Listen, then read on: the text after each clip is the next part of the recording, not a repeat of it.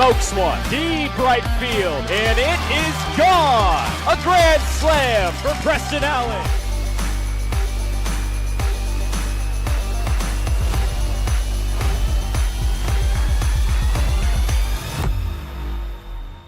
It is lucky $2 Tuesday here at Yakima County Stadium as the Yakima Valley Pippins prepare to take on the Corvallis Knights in the first of a three-game series. Good afternoon, everybody, and welcome into Pippins Pregame presented by the Washington's Lottery.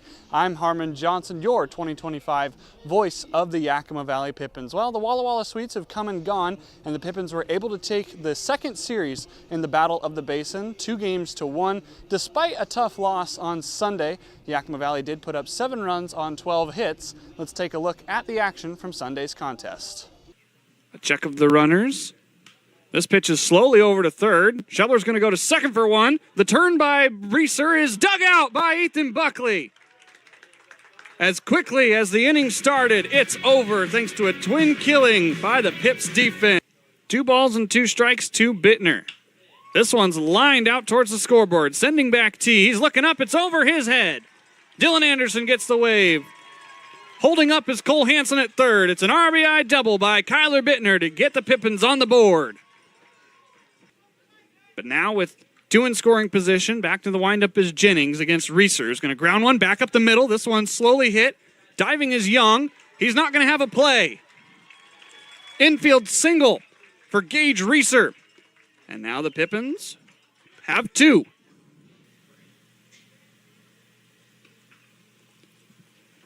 Porter, a left-handed stick. This pitch is a high chop. Sending back the second baseman, Stuyvesant. It's off his glove and into right field. Kyler Bittner comes around to score. And Jake Porter plates 1 in his first trip. Stevenson takes the 1-1 on the ground. Might be 2. Short to second. Stevenson runs well enough to beat it out at first, and another run scores. It's now 10-4. 1-0, that one bounces away. Here comes Porter. He's charging down the line. He's going to score standing up. Jake Porter, immediate impact after entering this game in the top of the inning. It's now 10-5. That was a look at Sunday's action between the Yakima Valley Pippins and the Walla Walla Sweets. Coming up next as Pippins pregame moves along, we chat with Cole Hansen, one of the Pippins catchers, during the first of 3 kids camps here at Yakima County Stadium. Don't go anywhere. This is Pippins pregame. Hey, your homework done? Yep.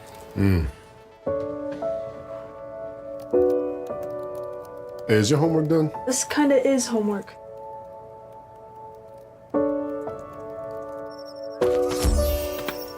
So, what do you think? I'm so proud of you. Can I play some more? Is all your work done? Washington's Lottery is a proud partner in the goal to promote college and career training. Each time you play, you're helping students statewide. Welcome back to Pippins pregame here on this Tuesday afternoon. I'm here with Cole Hansen, one of the catchers on this Pippins squad. And Cole, you've made kind of an immediate impact since joining the team after coming out of spring ball. Just how have you adjusted to life here in Yakima so far? I've been enjoying my time here in Yakima. Met a lot of nice people, formed some friendships, formed some bonds, got better as a baseball player. Happy to be out here and competing, wearing the green on my chest. Yeah, and so we're talking today with some kids in the background. Today is day 1 of 3 in the Pippins Kids Camp. What's gone on today? Just kind of give us the insight into what happens here this morning. Yeah, we just took them through some warm-up, did a base running competition, did some defensive. Me and the other catchers did some catching drills. We had some throwdown competitions that the kids liked. Now we're doing some hitting. We got the cages rolling, some over the line, a little home run derby back over there behind you guys. And it seems kids having fun. We're having a great time. Happy to be out here supporting the community. Yeah, and you talk about community. When you sign up to be a ball player here, it's more than just playing baseball competitively throughout the entire summer. You know, you're out here giving back to the community. We have Alzheimer's night tomorrow night. What's that mean to you to be able to give back to a community like Yakima and the other places that the West Coast League is in? Yeah, it's just a blessing to have a platform that kids, adults, anybody to look up to and watch. I mean, at the end of the day, we're entertainment. So just to be upstanding people and represent not only our community, but the Pippins as well. for a place that might not doesn't have any professional sports programs to be that representation of a Big Four sport, and to give back and help these kids out and show them the paths that they can take to be in our shoes one day. All right, well, Cole, thanks for joining me. Hope you. you have a good game today. Thank you. Appreciate it. We'll have Banner Bank starting lineups next as Pippins pregame rolls along. At Cascade Natural Gas, we help smart businesses cover their bases. Old, new, and in between. No matter the age of your building, they all benefit from energy-efficient choices. Cascade Natural Gas offers a long list of incentives for energy-efficient upgrades. Upgrades that save your business money every day. Become one of the many Cascade business owners benefiting from the quality, comfort, and savings of energy-efficient upgrades. Join Team Energy Efficiency and take advantage of rebates from Cascade Natural Gas. Back to Pippins pregame presented by the Washington's Lottery. It's now time for your Banner Bank Yakima Valley Pippins starting lineup as announced by Pippins head coach Garrett DeGallier. If you're looking for a regional bank that knows the Yakima Valley, go and see Banner Bank, a longtime sponsor of the Yakima Valley Pippins. Leading off and playing shortstop will be number 2, Langan Naylor. Batting second and playing first base is Julian Angulo. Batting third and playing right field is Dylan Anderson. The cleanup man in left field is Finley Spicer. Batting fifth and playing second base is Gage Reeser. The designated hitter today is Cole Hansen, batting sixth. Charlie Shebler is in the lineup at third base, batting seventh. Ethan Buckley is the catcher in today's contest. He wears number 15 and he will bat eighth. And Jared Stevenson rounds out the Pippins lineup, playing center field and wearing number 9. So again, for Yakima Valley, Naylor, Angulo, Anderson, Spicer, Reeser, Hansen, Shebler, Buckley, and Stevenson. The starting pitcher today is Koshi Arai. We'll get you his numbers when the Corvallis Knights come up to the plate. That was the Banner Bank starting lineup for your Yakima Valley Pippins, and this has been Pippins pregame presented by the Washington's Lottery. First pitch is next. Stick with us.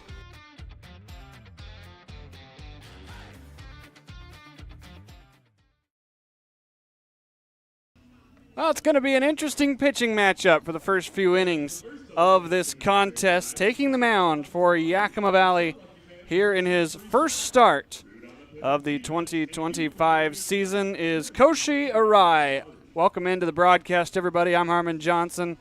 Glad you're tuning in to us on a Tuesday as Koshi Arai, a native of Gunma, Japan, takes to the hill for Yakima Valley. 5'6", 160, the left-handed thrower will mix in fastball, curveball, slider, and changeup.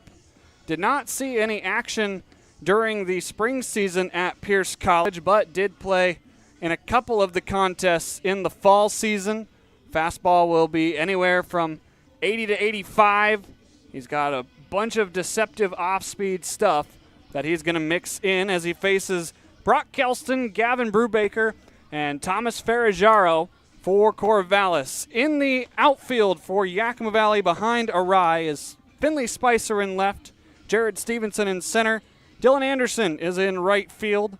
Charlie Shebler is at third base, manning the hot corner. Langan Naylor is back at short. Gage Reeser is at second base. Julian Angulo is the first baseman. Ethan Buckley gets to catch for tonight's contest as he and Arai are the starting battery here on an 88-degree cloudy afternoon. It was sunny during batting practice, but the clouds have come overhead as we get ready to play a Tuesday night contest here in the West Coast League in Yakima, Washington. Brock Kelston stepping into the left-hand batter's box. It'll be lefty-lefty matchup as Arai's first pitch is on the ground, foul, a minute early at 6:34 p.m., and we are underway. Kelston is the right fielder today for Corvallis, batting .214 through his first 4 contests with the Knights. A Corvallis team that enters today 11-9 on the season. 0-1 breaker. That one's going to find its way through the left side of the diamond for a leadoff single.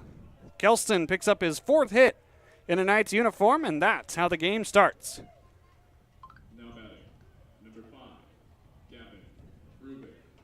So now Gavin Brubaker gets his first chance, as Hudson Boucher and Jacob Fisher are our West Coast League umpires tonight. Boucher, the man behind the dish. Fisher on the bases. Not the first time that Yakima Valley has seen this crew. They were the umpires working during the Portland series last week. Arai to the stretch. He's going to send one downstairs for ball number 1. Again for Koshi, fastball, curveball, slider, changeup. He's going to try and fool you as his fastball's not exactly overpowering.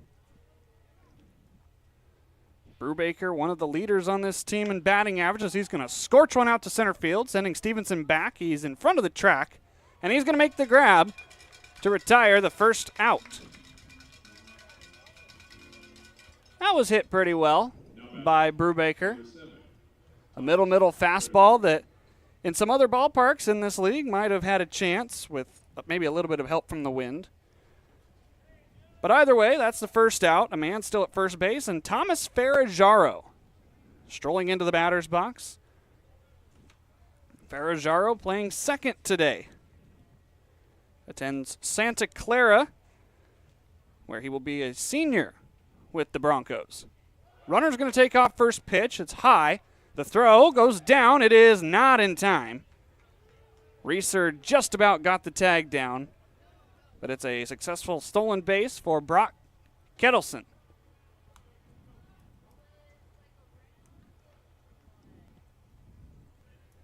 Corvallis started the season slow. Of course, they had to play the Portland Pickles early on, but have since rebounded and are above 500 by 2 games.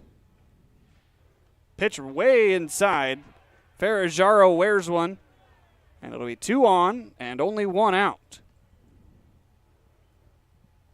Now batting, number 4, Maddox, Risky. A little bit of struggles here for Arai in his first appearance as a Pippin. First appearance collegiately since at least the fall. Coming over from Gunma, Japan, in the area of Tokyo.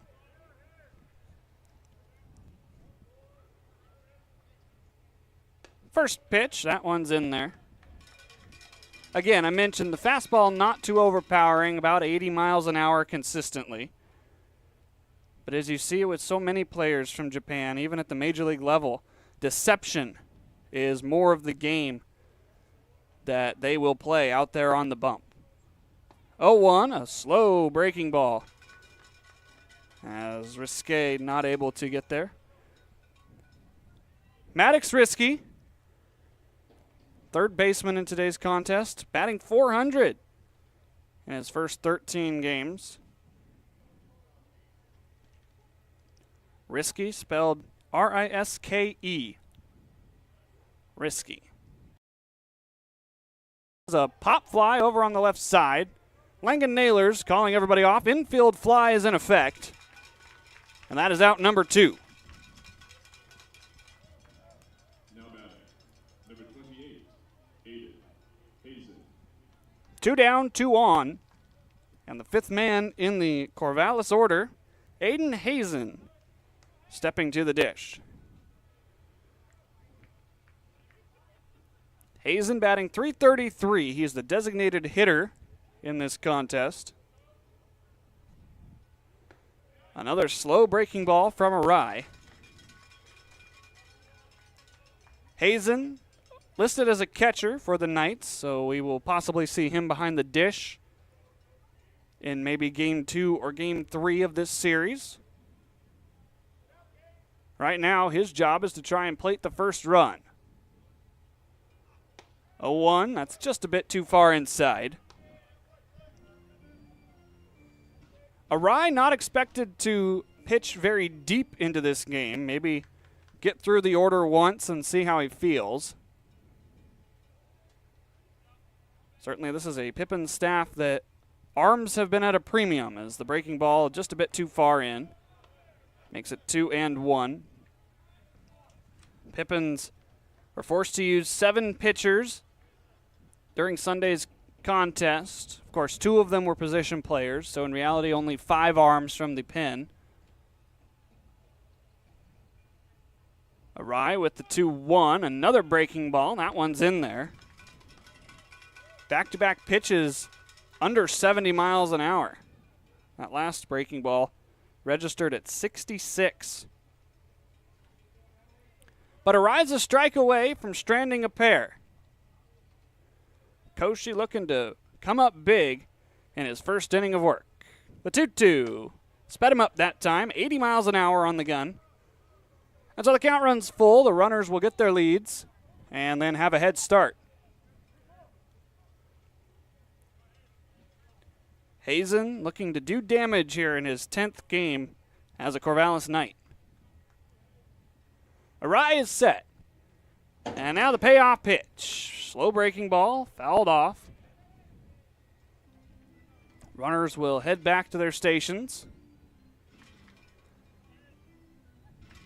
Hazen, a Lynn Benton Roadrunner.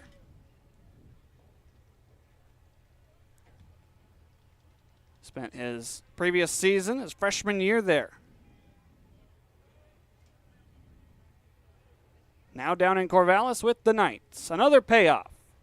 This is a fastball that's roped down towards the pole, and it's going to get all the way to the wall. One run is home. The wave being given to the trail runner Ferrajaro. He will score. And it's 2-0 Corvallis on a 2-out double by Aiden Hazen.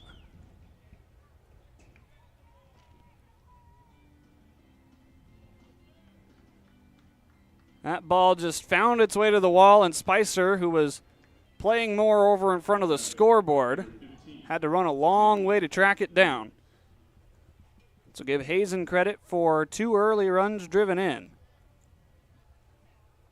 Now only one man on with 2 outs for Xavier Rios. Swinging a nice 2-tone stick. See that dark blue on the barrel. He's going to take a first pitch strike on the inner third. Crowd still filing in here on a Tuesday afternoon. There's a good look at that bat. Almost ashamed to swing a bat like that. 0-1. This is pounded foul past the third base coach, Brooke Knight. And so Arai way ahead in the count.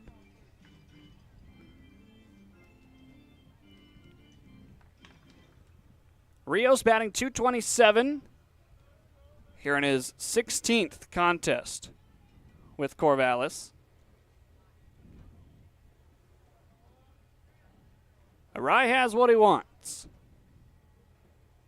0-2 offering. That one's just a bit inside. Across the kneecaps. Well, you knew with the kind of underwhelming fastball that hitters would most likely get to Arai. The question is going to be how much damage can Arai limit? A 1-2. This one's way in front, foul over by the Pippens dugout.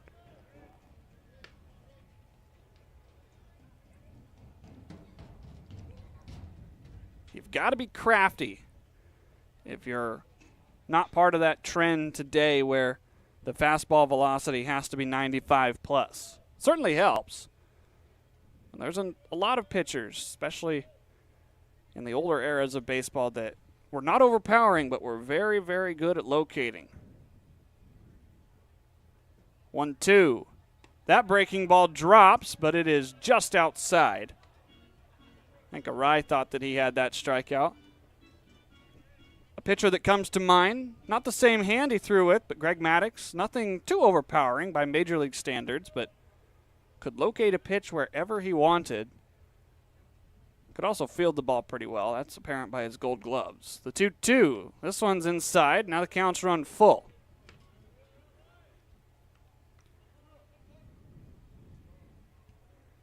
The batter Rios trying to make way for Blake Wilson, who's in the on-deck circle. 2 runs are already home. 2 outs into this contest. Another payoff pitch. That one's high and away. So Arai walks his first batter. Second free pass overall. He plunked Ferrajaro. So now 2 men are back aboard. And Blake Wilson, the center fielder today, getting ready to hit. You see Colton LaFave down there with a ball. He is scheduled to come in next. I was talking with Coach DeGallier before the game. That was always the plan. but you'd love to get to him in maybe the third inning instead of the first or second. First pitch to Wilson is right in there. Wilson batting .250 here in his young season, only his 7th game with Corvallis. Swinging a two-tone stick with a black barrel. 0-1, fouled away. And again, Arai is ahead in the count, 0-2. He's had that to the past 3 batters. At least the last 2. Rios was in an 0-2 hole. Let's see if he can find a put-away pitch here.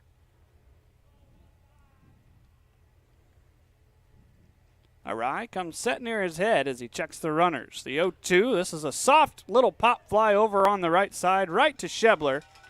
I should say that's the left side. But the catch is made regardless. And we go to the bottom of the first. 2-0, Yakima Valley with their first chance on offense next. The Coliseum in Rome had their gladiator games, but it can't compete with Legends Casino Hotel's Coliseum of Cash. During our Summer of Games Thursday drawings in June, we're giving away over $77,000 in cash, plus a new Kawasaki side-by-side. Just use your Legends Rewards card to earn entries. Who needs Roman chariot races when you can leave them all in the dust in a Kawasaki side-by-side? All hail Legends Casino Hotel in June, and let this Summer of Games begin. At Cascade Natural Gas, we help smart businesses cover their bases.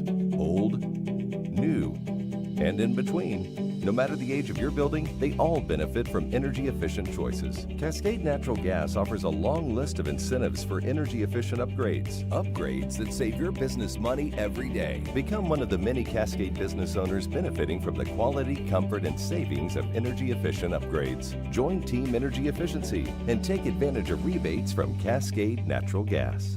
Hey, your homework done? Yep.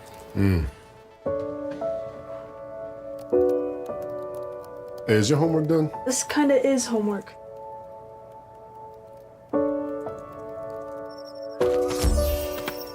So, what do you think?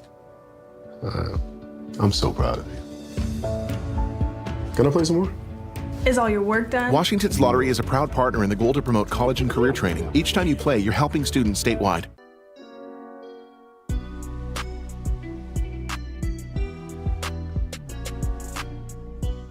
There's a look at Corvallis' starting pitcher, Jayshawn Unger.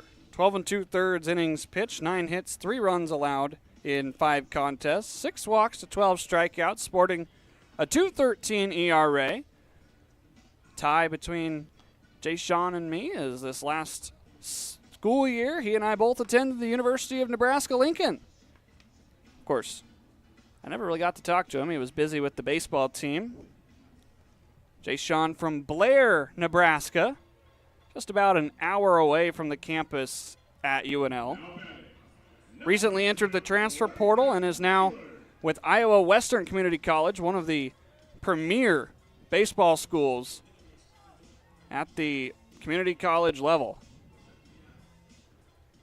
Fastball lives in that upper 80s, mid to upper 80s. The last one clocked in at 85 on his warm-ups. As he will face Langan Naylor, Julian Angulo, and Dylan Anderson first. He tried to overcook that one, clocked it in at 88, and it missed for ball 1.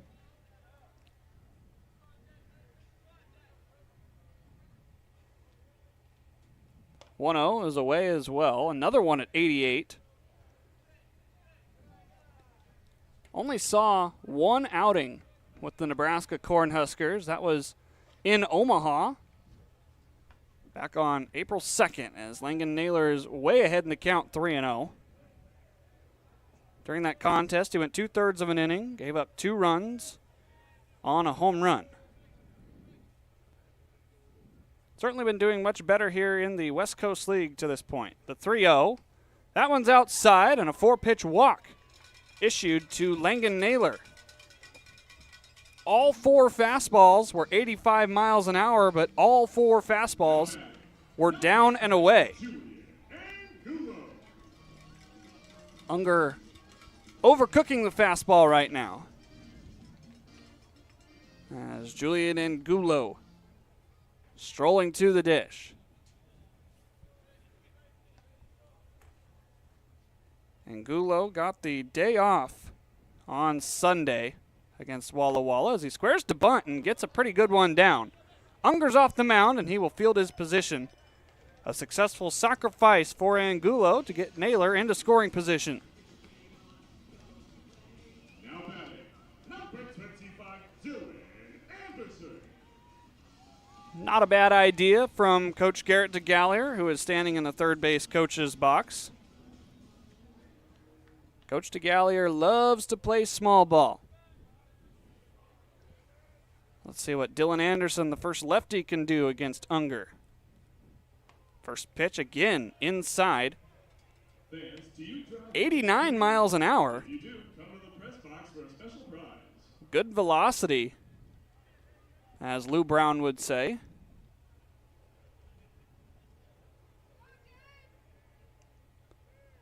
(1-0). That one's downstairs as well, and besides the ball put in play by Angulo, Unger has not yet thrown a strike. It's been nothing but fastballs, but to this point has not been able to locate. 2-0 pitch. That one's downstairs. He's slowly taken some velocity off, but has not been able to find the zone. Anderson way ahead in the count, 3-0. Unger delivers. That one's a strike. A little bit of a delayed call by Hudson Boucher. Very deliberate in his strike call, but Unger finally puts one in the zone. We'll see if that first strike helps him dial in the rest of this outing. 3-1. Anderson's going to line this one over to right field.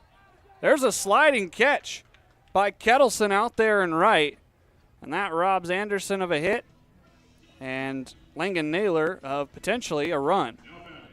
Number 18, Finley Spicer.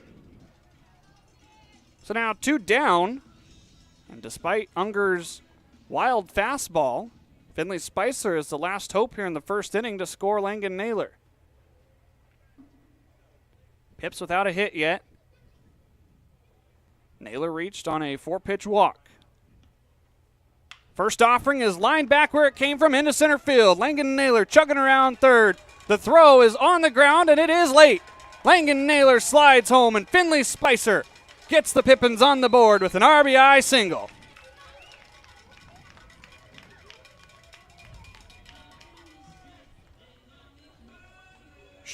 Spicer took an 89-mile-an-hour fastball back up the box. And now Yakima Valley is on the board.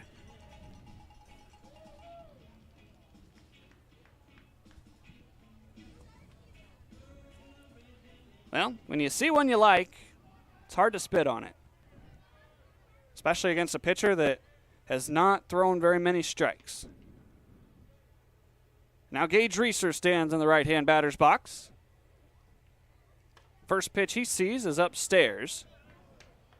Reeser batting .308 on this season. Was sidelined with a foot injury for about a week after getting plunked in the front foot down in Ridgefield. 1-0's downstairs. Makes it 2 balls, no strikes. But since Reeser's return, he's got 2 triples. So certainly the foot's feeling all right, and it's good to see the bat wake up as well. Reeser, one of the few hitters on this squad, batting above 300. That fastball is in the zone. Nothing but fastballs to this point for Unger. In the warm-ups, he had a couple of breaking balls. Must just be trying to work on the fastball here in this first inning. The 2-1. Reeser's going to shoot this one foul.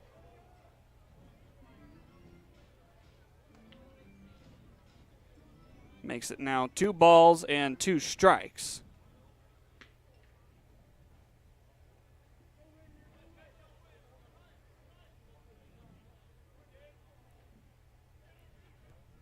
Reeser waits as Unger checks on Spicer. 2-1 ball game. And the 2-2 pitch. There goes Finley. This one's lined back out towards center field. It's going to hang up in Gladiator games, but it can't compete with Legends Casino Hotel's Coliseum of Cash. During our Summer of Games Thursday drawings in June, we're giving away over $77,000 in cash, plus a new Kawasaki side-by-side. Just use your Legends rewards card to earn entries. Who needs Roman chariot races when you can...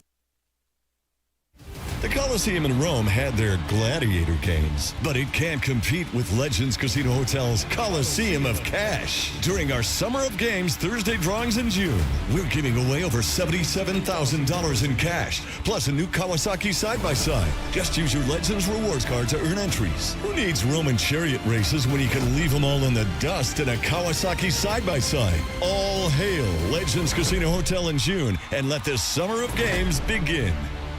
At Cascade Natural Gas, we help smart businesses cover their bases. Old, new, and in between. No matter the age of your building, they all benefit from energy-efficient choices. Cascade Natural Gas offers a long list of incentives for energy-efficient upgrades. Upgrades that save your business money every day. Become one of the many Cascade business owners benefiting from the quality, comfort, and savings of energy-efficient upgrades. Join Team Energy Efficiency and take advantage of rebates from Cascade Natural Gas. Hey, your homework done? Yep.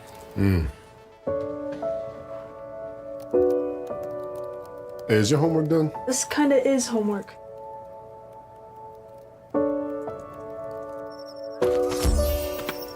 So, what do you think? I'm so proud of you. Can I play some more? Is all your work done? Washington's Lottery is a proud partner in the goal to promote college and career training. Each time you play, you're helping students statewide. a swing and a miss on the first pitch to Antonio Castro, the shortstop for Corvallis. It's 2-1, the score here at Yakima County Stadium. Arise back out there. Has not yet faced the entire Corvallis order. It's 8-9-1 due up here in the second inning. Castro batting 176 with the Knights. The 1-1, he's going to foul at the plate. So the count now is 1-2. A few more people still filing in here tonight on Lucky $2 Tuesday.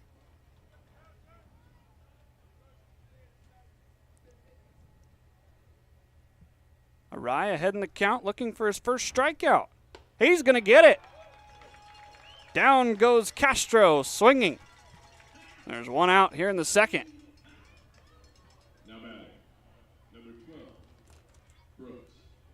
So now the ninth man in the Corvallis order, Brooks Avery, strolling to the plate.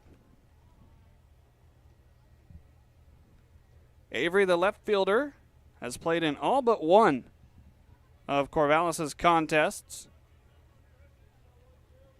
Through 19 games, he's picked up 12 hits to sport a .250 batting average. As he's going to line one over to Naylor. Gets a weird hop, but he's able to play it and throw over to Angulo for out number 2. During batting practice, Langan Naylor had a couple of balls deep in the hole that he was able to range over and make an accurate throw to first base. Certainly a very sure-handed shortstop.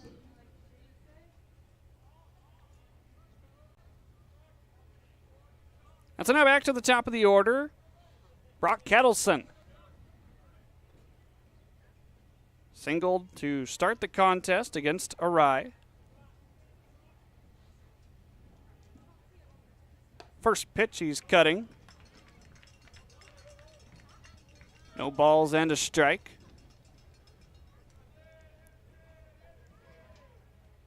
Kettleson committed to Stanford after attending Scotts Valley High School. That one's just a bit outside.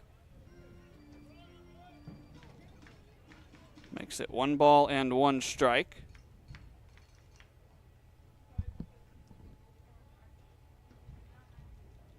The 1-1. This one's flared over towards foul territory. Shebler is running out of room. Araya heading the count here with 2 down.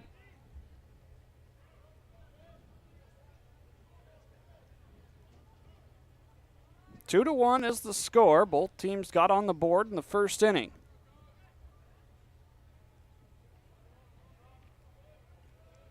Kettleson versus Arai. The second round of the leadoff hitter. The 1-2's outside.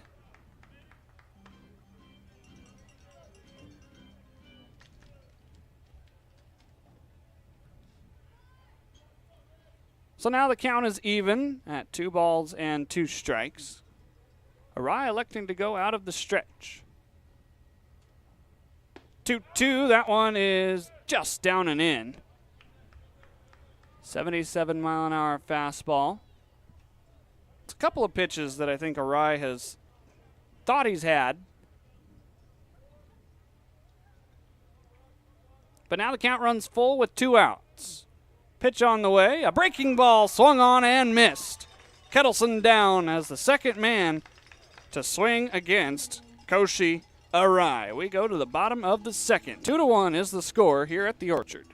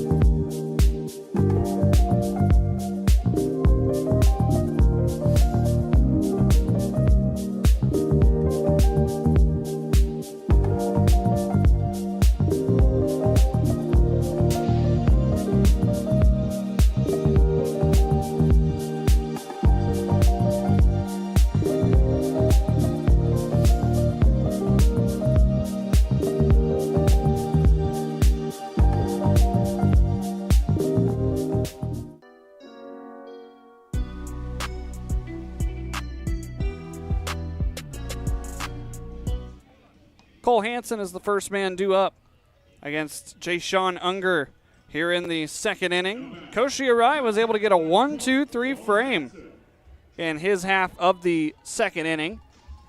Let's see if the Pippins can put at least 1 on the board and tie this game. As it's 6, 7, and 8 due up for the Pips.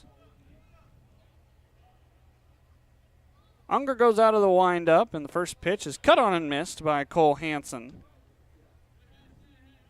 Cole batting .235 through his first 9 contests with Yakima Valley. Has seen time as both the catcher and the designated hitter. The 0-1 is inside. There's a breaking ball from Jay-Sean Unger. We saw a lot of fastballs in that first inning of work. Now experimenting a little bit. 1-1, there's a fastball. Hansen was late on it. Makes the count 1 ball and 2 strikes.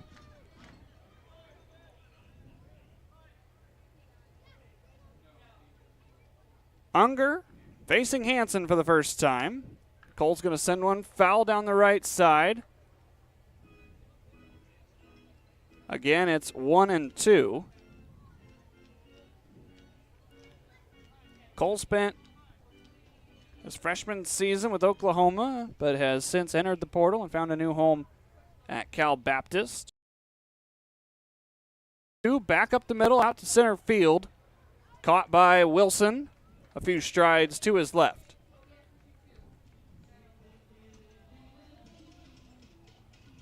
So now Charlie Shebler strolling to the dish. Charlie batting .268 here in his 13th game as a Pippin. He also has found a new at Akron. He is committed to playing the Big East for the Butler Bulldogs. As he watches the first pitch in there for strike 1. Certainly one of those crazy times here during the summer between the fall and the spring seasons. The 0-1, a wave and a miss. A lot of guys finding new homes, and what better way to show off some of your skills than here in the West Coast League? Schebler's at third today as he waits on the 0-2. He's going to put one in play, dribbling down the first base line. Unger's going to miss the tag. And Schebler will be safe at first. That's a tough play for the pitcher to make, sliding over towards the first base line. I think that was the only chance he had, though, because he wasn't going to be able to get a throw off. And so Schebler reaches on the infield single. Pippins have had a hit in each inning as Ethan Buckley walks up to Delta Dawn. He was talking to me about walk-up songs the other day. Said he'd never heard Delta Dawn used as a walk-up song, and so he is trying to pioneer that as he takes a first pitch downstairs for ball one. Buckley finished up last year with Gonzaga, but he too is in the portal looking for a new home. He's going to slowly dribble this one down the third base line. Charging in is risky. He's going to barehand. The throw across is not in time. It's back-to-back infield singles for Yakima Valley.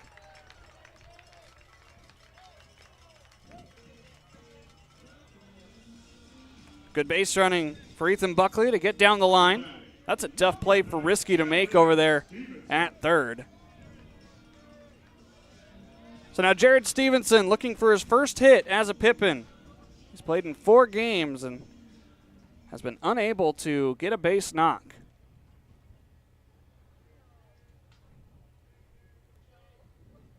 Unger in some trouble here in the second.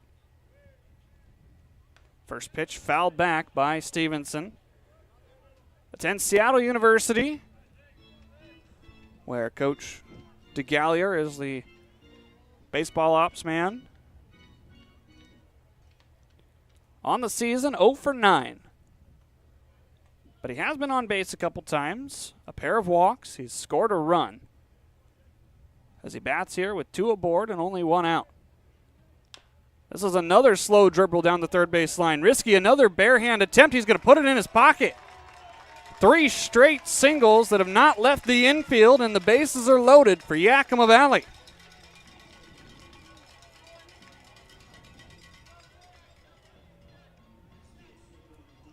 All 3 of those dribblers came off the bat at less than 65 miles an hour. Stevenson's 61. Buckley's was only 52.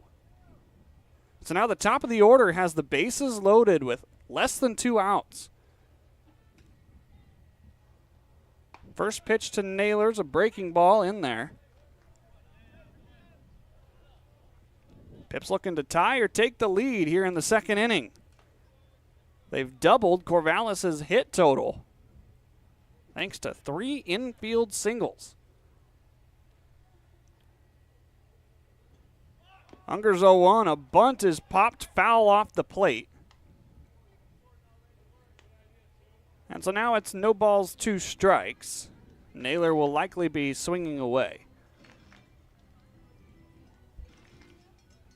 Langen walked in that first inning and came around to score on the Finley Spicer RBI single.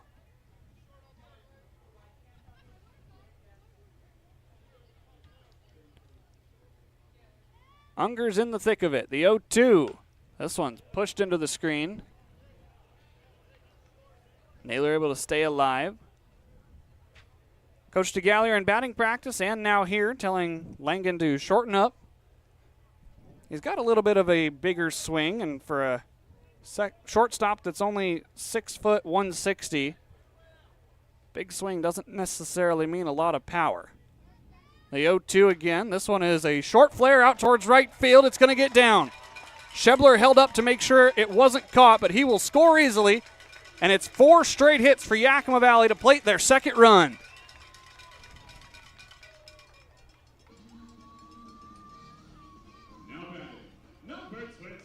Moving up to third is Ethan Buckley. On to second is Jared Stevenson. Langen Naylor pushes Charlie Schebler across home plate. And now the big stick of Julian Angulo digs into the right-hand batter's box. sacrificed himself to get Naylor into scoring position, which allowed Yakima Valley to get on the board in the first. Takes the first pitch there for strike one.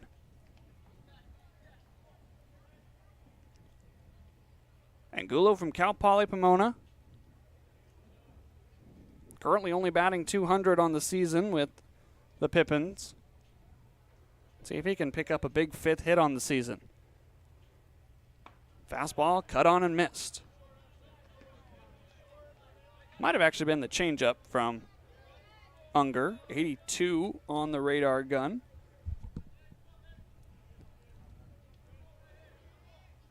A couple of pitches into Langan Naylor touched the 90s. Unger's a little amped up here with the bases loaded. The 0-2. That one's downstairs. Tried to get Julian to go fishing. He laid off.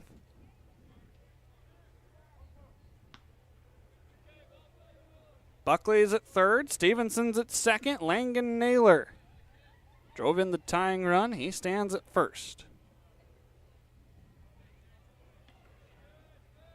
Unger's 1-2. This is a little flare over the second baseman, Ferrajaro. Buckley is home. Rounding third and on his way to the plate is Stevenson. He is out after a good throw in from Kettleson. The Pippins get one more. They take the lead. It's 3-2 on the fifth straight hit here in the second inning.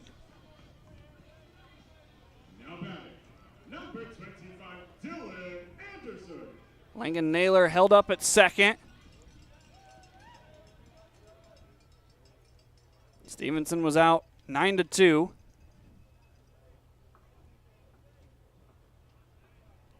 And now Dylan Anderson bats with 2 outs and 2 aboard.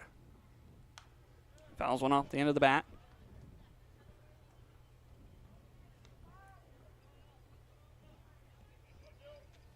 Not a bad send by Coach DeGallier, trying to push across a couple of runs.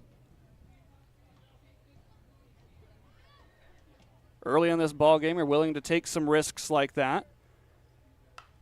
Anderson sends the 0-1 foul on the left side.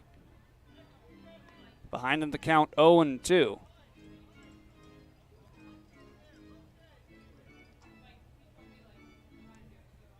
Pips have pushed across 2 runs here in the second inning after putting 1 up in the first. Colton LaFave starting to get hot down in that bullpen. Langan Naylor takes off. Anderson's going to rip one into right field. It is down for a base hit.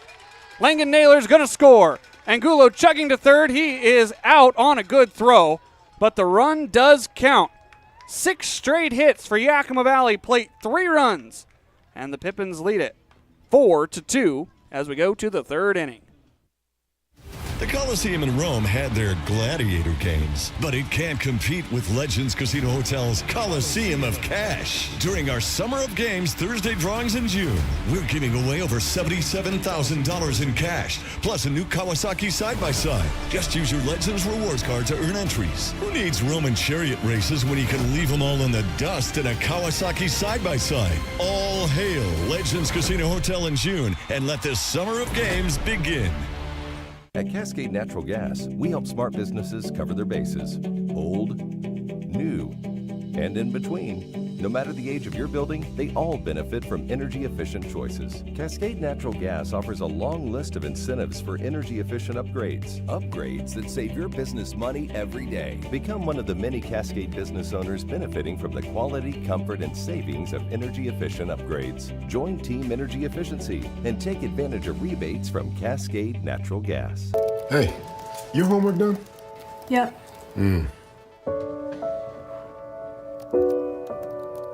Hey, is your homework done? This kinda is homework.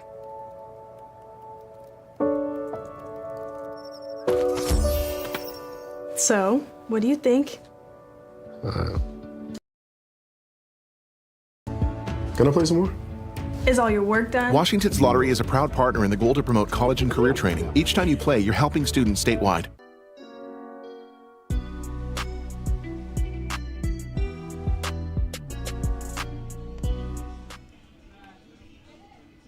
A Rides Day is done. as Colton Lefebvre will enter the contest with a 2-run cushion. The Pippins were able to string together 6 straight hits to score 3 runs in the bottom of the second. As now the right-handed hurler, Colton Lefebvre, gets ready to toe the slab. Lefebvre, working in his 6th contest for Yakima Valley, has been much better as a reliever than a starter.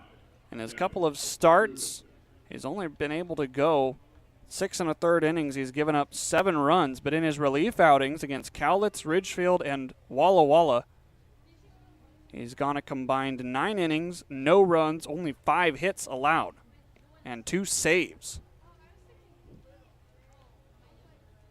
He will face 2, 3, and 4 for Corvallis as the first pitch is a strike to Gavin Brubaker, who flew out back in the first inning against Koshi Arai.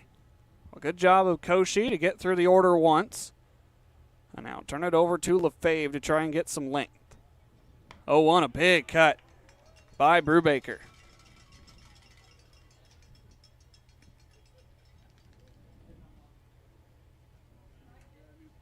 Lefebvre has that high leg kick here in his 2nd season with the Pippins.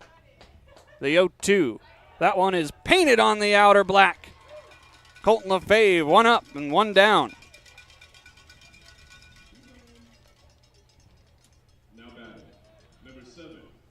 So now, Tom Ferrajaro digging into that left-hand batter's box against the right-handed throwing Lefebvre.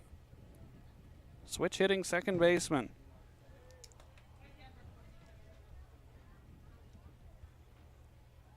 Batted right-handed against Arai. And the first pitch he sees from Lefebvre is driven out towards the wall, but Anderson plays that spot well and hauls it in for out number 2.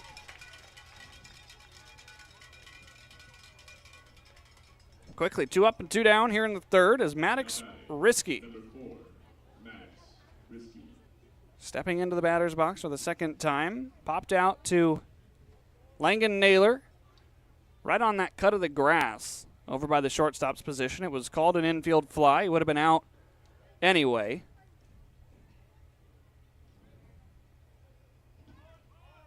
First pitch showing bunt. That one's on the inner 3rd for strike 1. Risky attended USC for his first season in college baseball. Played in 21 games, including 2 starts. Only had a 143 batting average, though. 0-1, that one is just a bit too far in.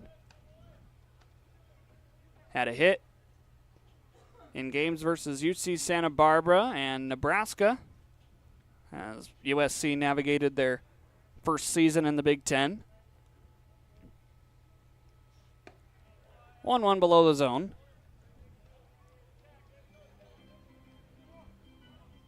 A native of Las Vegas, Nevada, where he attended Bishop Gorman High School. As he swings that USC burnt orange stick, takes a pitch inside to make the count 3-1.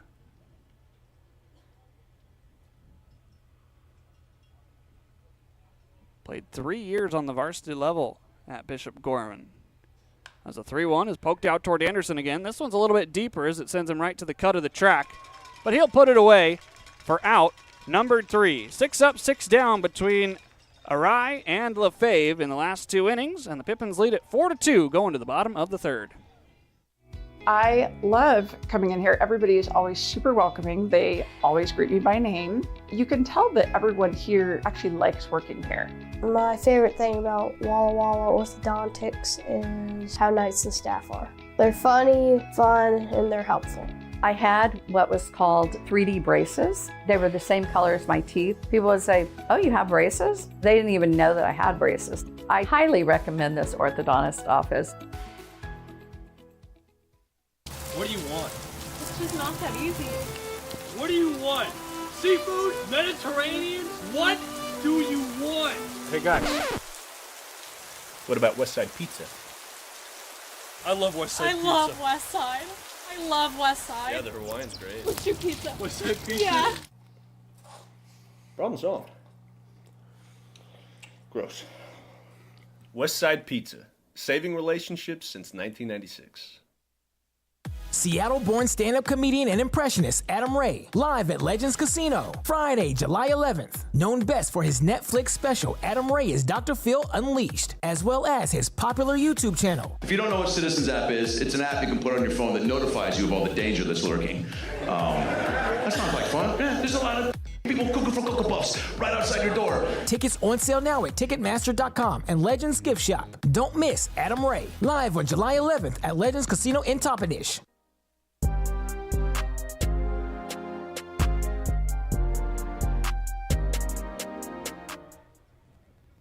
Finley Spicer's the first man to face Jay Sean Unger here in the third inning, as he's going to sky one out to center field.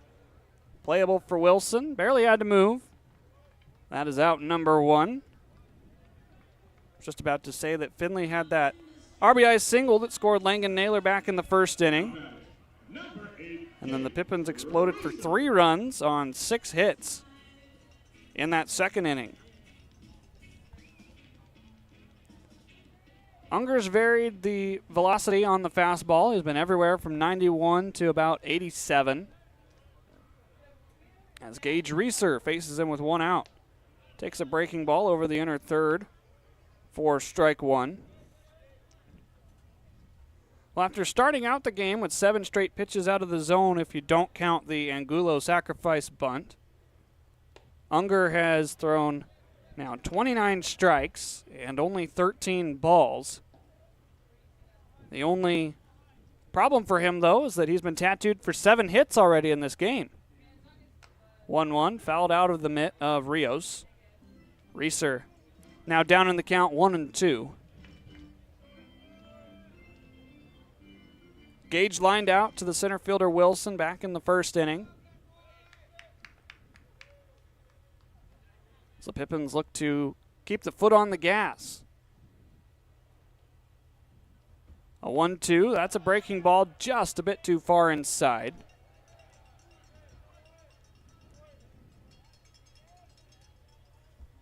Reeser's had a couple of them on that inner third. As now the count's back to even, 2 balls and 2 strikes. Reeser's going to pop this one over towards the press box. Keeping it even at 2 apiece. Gage from Yakima Valley College, just up the street.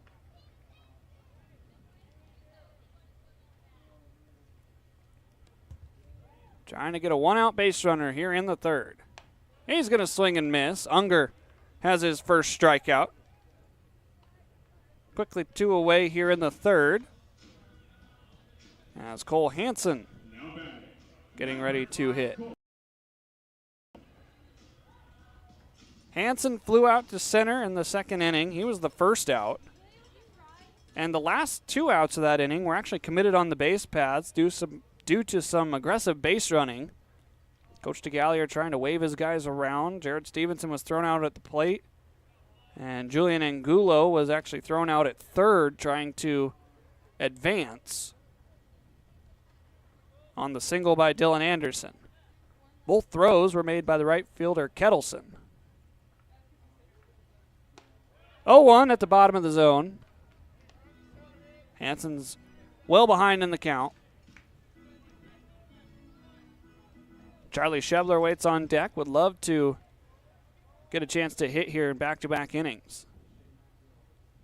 0-2, liner past a diving Risky at third. This one's all the way into the Pips bullpen. Over quickly as Avery, as Hansen's going to throw on the brakes as he's held to a single. But now all 8 hits in the game have made it to first base. What I mean by that, if that came out a little weird, is all 8 hits are singles. No extra base hits yet for Yakima Valley. But they do have a 2-out base runner. Charlie Shebler, who started the 6-in-a-row hit parade back in the second inning, getting ready to bat. He waits after a Unger pickoff throw. It's not something we've seen yet. Looks to have a pretty quick snap. For the righty, you've got to be very quick spinning around and getting that ball to first base. Big cut by Shebler. Of course, we've seen with lefties like Ian Fisher that, of course, all you have to do is step towards first base. Righties have it a little bit harder, holding runners on. Hansen not necessarily a threat to run. 0-1, fouled off at the plate. Looks like he was starting to go there. Maybe that was just the contact by Shebler.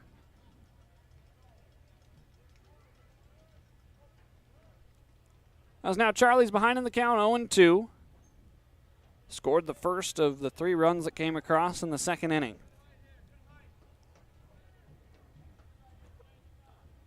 Unger trying to strand a 2-out base runner as his 0-2 is home. This one's back up the middle. Bounces a couple times right over to Castro, who steps on the bag to retire the side. 1 runner's left on here in the third, and the score remains unchanged. 4-2 as we go to the top of the fourth.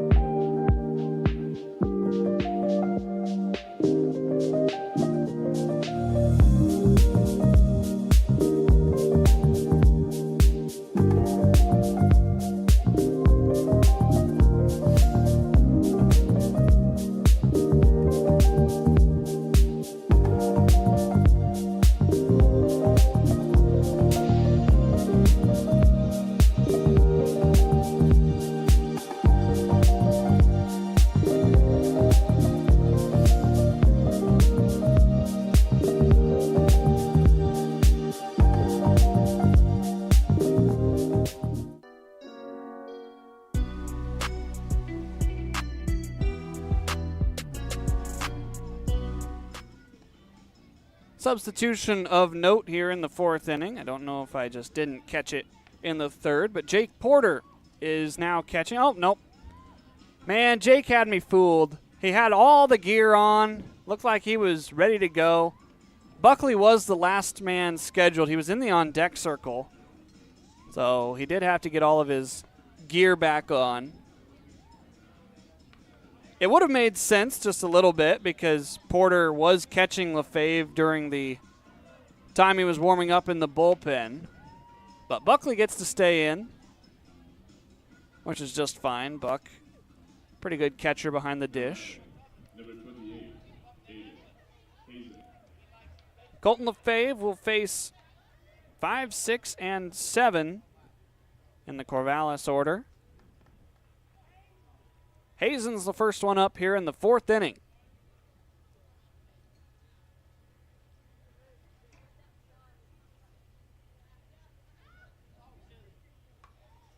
First pitch down and in. Lefebvre wears the old-fashioned stirrup socks. Pitching up there with kind of his old-timey windup, the high leg kick. As he misses outside there for ball 2.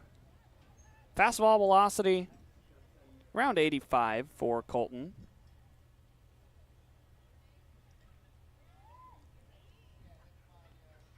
Two-0, took a little off. Fires in strike 1. Lefebvre's got a sense of style. A couple days ago when we did style pictures walking into the ballpark, showed up in a cowboy hat and the mustache was manicured. 2-1, that one's in the zone. 2 balls, 2 strikes. He's got that sense of swagger out there on the bump, does Colton Lefebvre. No stranger to the mound here at Yakima County Stadium. As now he's even in the count. 2-2 swung on and missed. Second strikeout of the evening for Colton Lefebvre.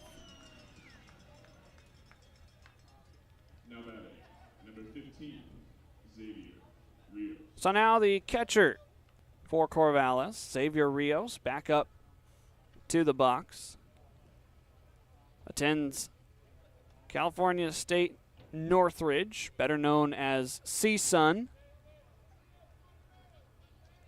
Did not play in his freshman season, but this last year got into 33 games, including 24 starts.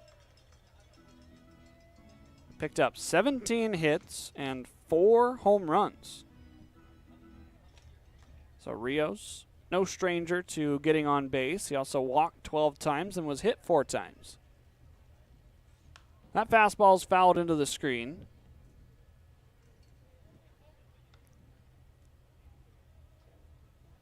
Rios did strike out 31 times, though.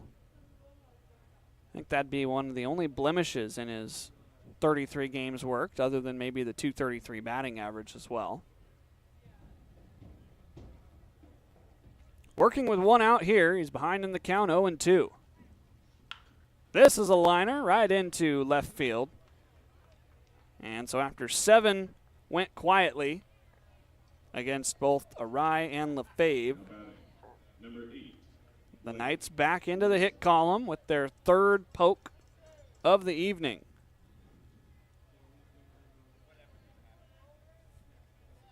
Rios must have heard me talking about his 233 batting average up here in the booth and said, yeah, but look at what I'm doing here in the West Coast League. A walk and a single today. As now Blake Wilson sends Colton Lefebvre to the stretch for the first time. He's going to miss in the dirt. Wilson ended the first inning by popping out to Charlie Shebler right in front of his base.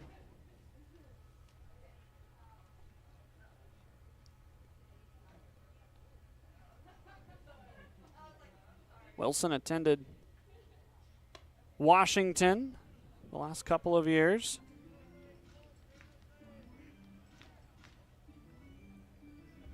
Was actually drafted in the 20th round of the 2023 MLB draft by the Royals, but elected to go play for UW.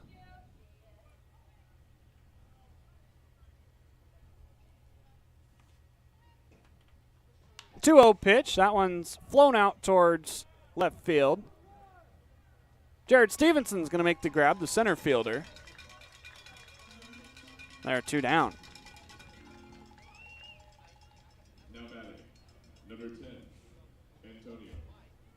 So now Antonio Castro getting ready to hit. Struck out in the 2nd inning. Committed to Cal Poly. 6 foot 170, standing in that left-hand batter's box.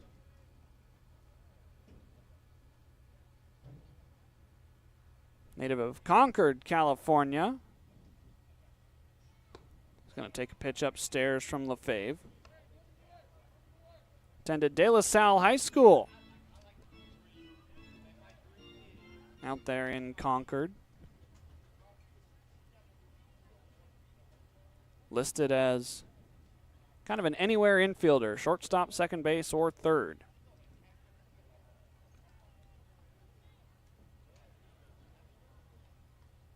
One-0 from Lefebvre.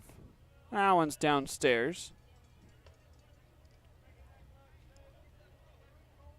Colton trying to relock in, striding back up onto the mound. It's a mentality thing for Lefebvre.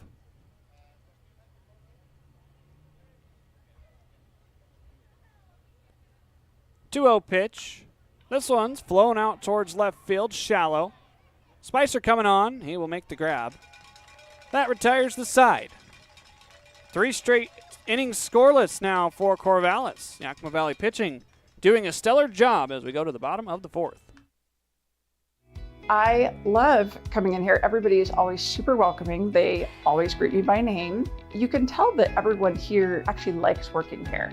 My favorite thing about Walla Walla Orthodontics is how nice the staff are. They're funny, fun, and they're helpful. I had what was called 3D braces. They were the same color as my teeth. People would say, oh, you have braces? They didn't even know that I had braces. I highly recommend this orthodontist office. What do you want? It's just not that easy. What do you want? Seafood? Mediterranean? What do you want? Hey guys, what about West Side Pizza? I love West Side Pizza. I love West Side. I love West Side. Yeah, the Hawaiian's great. Let's do pizza. West Side pizza? Yeah. Problem solved. Gross. West Side Pizza. Saving relationships since 1996. Seattle-born stand-up comedian and impressionist Adam Ray, live at Legends Casino, Friday, July 11th. Known best for his Netflix special, Adam Ray is Dr. Phil Unleashed, as well as his popular YouTube channel. If you don't know what Citizens app is, it's an app you can put on your phone that notifies you of all the danger that's lurking. That sounds like fun. Yeah, there's a lot of people cooking for Cocoa Puffs right outside your door. Tickets on sale now at Ticketmaster.com and Legends Gift Shop. Don't miss Adam Ray, live on July 11th at Legends Casino in Toppenish.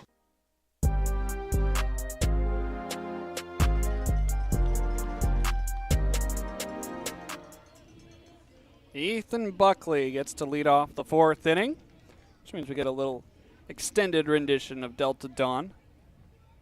They faded the warm-up music out just a few seconds early to try and get a little bit deeper into the song after not a lot of it was played. As the first pitch dances into the zone from Jashawn Unger. Jashawn trying to get through 4 at least here. Nobody's up in the pen, so maybe trying to just extend his outing and see what happens. Buckley is behind in the count 0-2.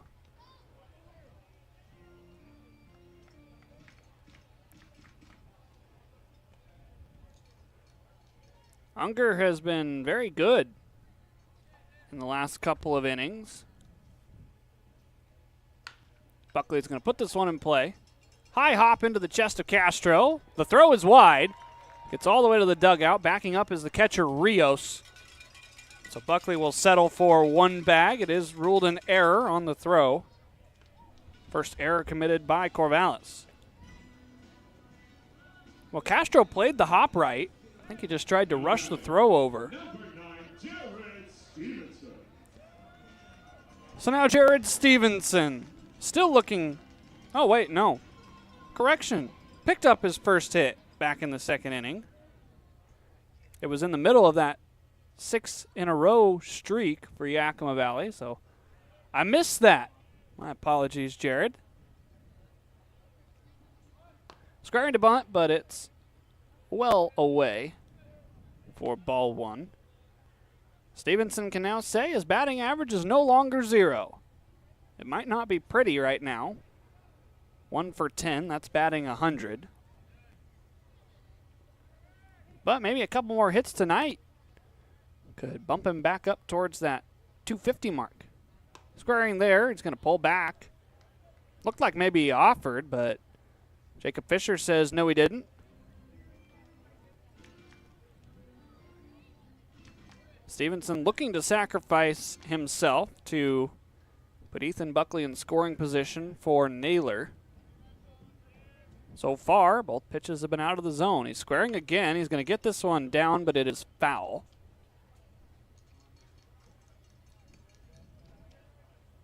We'll see what the plan is here with 2 balls and a strike. A 2-run lead, and Yakima Valley looking to tack on a couple more.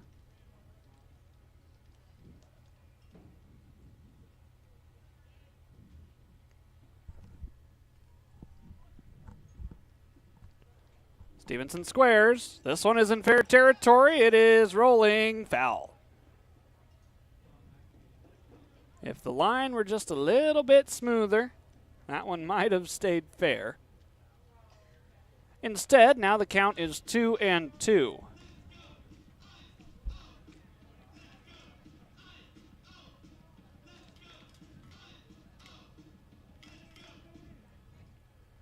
Stevenson slowly making his way back. Now digging into that right-hand batter's box.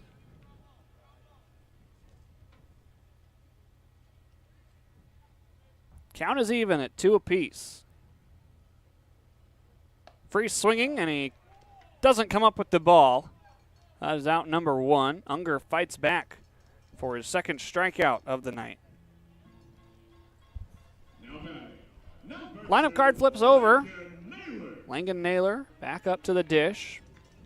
Looking at Jashawn's stats. Longest outing was 5 innings on June 17th against the Cowlitz Black Bears. He's going to take a first pitch strike there. He has been in relief the other few times. Did qualify for a decision against the Bend Elks. That is his 1 win on the season.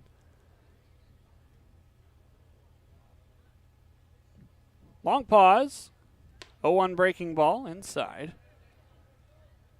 Unger had only given up 3 runs total on the season.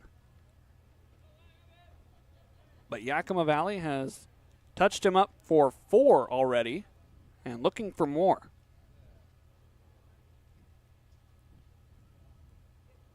One. On the ground, back up the middle, might be 2. Second to short, on to first. Brubaker's able to haul it in. And so a double play erases the leadoff error. We go to the top of the 5th. 4-2 is the score here at the Orchard. The Coliseum in Rome had their gladiator games, but it can't compete with Legends Casino Hotel's Coliseum of Cash. During our Summer of Games Thursday drawings in June, we're giving away over $77,000 in cash, plus a new Kawasaki side-by-side. Just use your Legends Rewards card to earn entries. Who needs Roman chariot races when you can leave them all in the dust in a Kawasaki side-by-side? All hail Legends Casino Hotel in June, and let this Summer of Games begin. At Cascade Natural Gas, we help smart businesses cover their bases. Old, new, and in between. No matter the age of your building, they all benefit from energy-efficient choices. Cascade Natural Gas offers a long list of incentives for energy-efficient upgrades. Upgrades that save your business money every day. Become one of the many Cascade business owners benefiting from the quality, comfort, and savings of energy-efficient upgrades. Join Team Energy Efficiency and take advantage of rebates from Cascade Natural Gas. Hey, your homework done? Yep.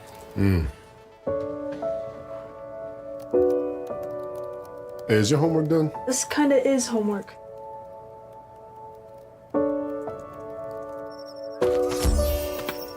So, what do you think? I'm so proud of you. Can I play some more? Is all your work done? Washington's Lottery is a proud partner in the goal to promote college and career training. Each time you play, you're helping students statewide.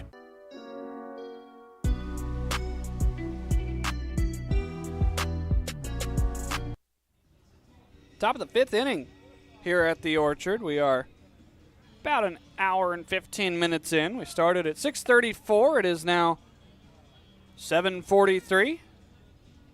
As it will be 9-1-2 due up for Corvallis.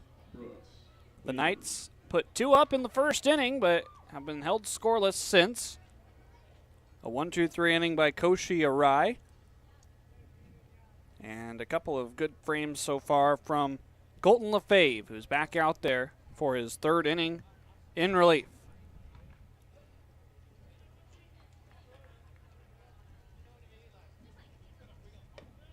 First pitch strike to Brooks Avery, who grounded out to Langan Naylor back in the 2nd inning.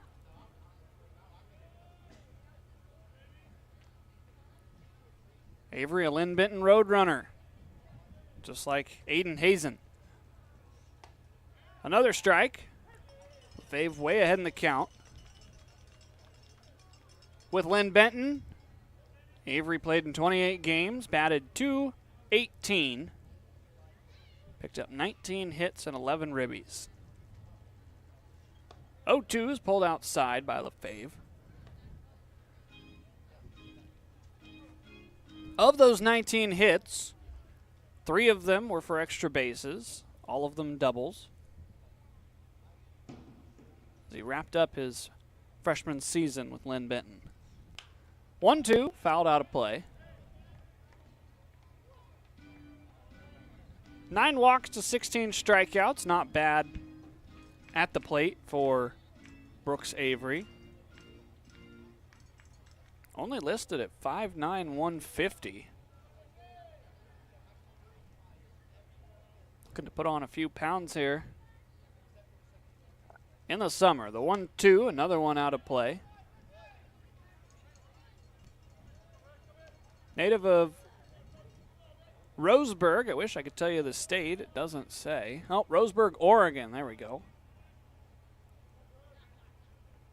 Avery, the second player from Roseburg, Oregon. The other one being Dominic Totoni, as this one is on the ground over to Langan Naylor. The throw across is not in time. Good speed for Brooks Avery. Gives him an infield single. A couple of hard 90s. The cheer being rang out from that Knights dugout. Haven't heard that in a while. Not since I've played, at least.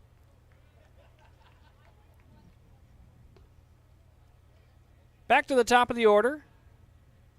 Brock Kettleson was able to throw out a couple of runners earlier in this game, back in the second inning. Single and a strikeout is his line at the plate. First pitch downstairs. We'll see if Kettleson squares it all to try and get Avery into scoring position.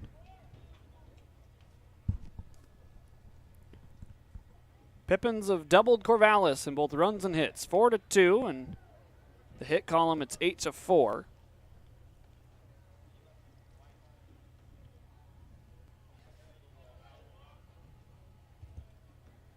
Lefebvre is certainly being tasked with going deep into this game in relief. Runner's going to take off. The pitch is outside. The throw down by Buckley's not in time. Stolen base for Brooks Avery. Second swiped bag tonight for Corvallis.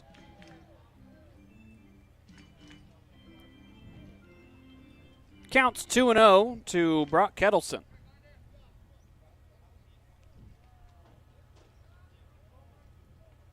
Kettleson with Valley Christian High School.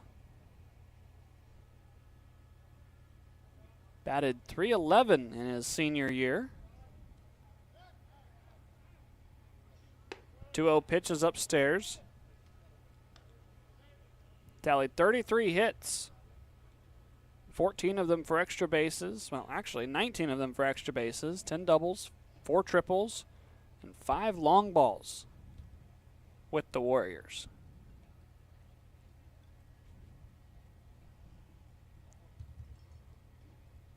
Long pause from Lefebvre, his 3-0. That one's outside. 4-pitch walk drawn by Kettleson.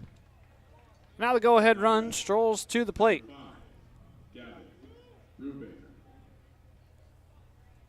Well, Lefebvre's had some issues during his relief outings, as looks like Eddie Kribbe is going to go out and have a chat with Colton Lefebvre. Pitching coach Anthony Alvarado is back in the dugout after he was away from the team for the weekend. Coach Kribbe trying to get this infield right. Maybe give Lefebvre a chance to catch his breath. First real bit of trouble that Colton's been in. The only other trouble that a pitcher has been in for Yakima Valley was back in that first inning when Koshi Arai gave up the 2 runs and faced 7 batters.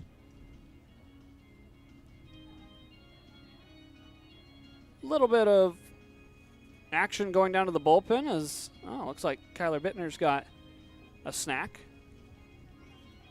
Disappeared. Ian Moad's chewing on an Uncrustable. I wish I could have one of those. I've got my cheeseburger up here in the booth with me that I've been gnawing on between innings.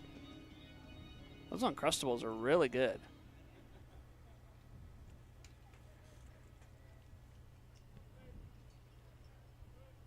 Ready to play ball now again. Gavin Brubaker with 2 men aboard and nobody out. Colton Lefebvre searching for an out somewhere. He's going to throw over to second, and that pitch almost sailed into center field.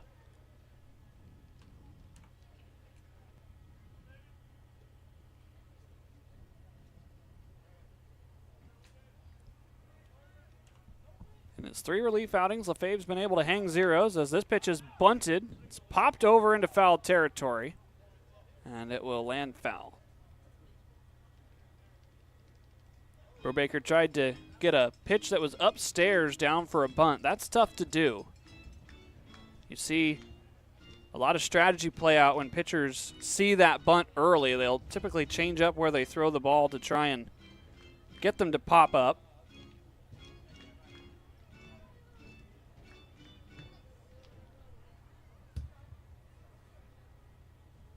LaFave ahead in the count. He's got 2 strikeouts on the night. Bunt squared early. Runner's going to take off. The pitch is fouled by Brubaker, which is a shame for Corvallis because the lead runner, Brooks Avery, took off with the pitch, and with Charlie Shebler crashing the bunt, there would have been nobody home for Ethan Buckley to throw down to.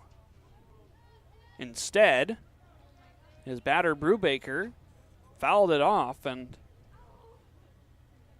forced Avery to return to second base. There you see him standing on that center field camera. LaFave trying to pick up the first out here in the inning. Pitch misses inside.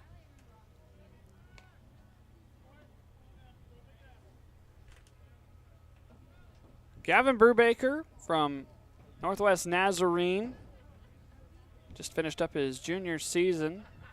He's been a two-way player. Only pitched in 2 games for Northwest Nazarene as Brubaker skies one out to left field.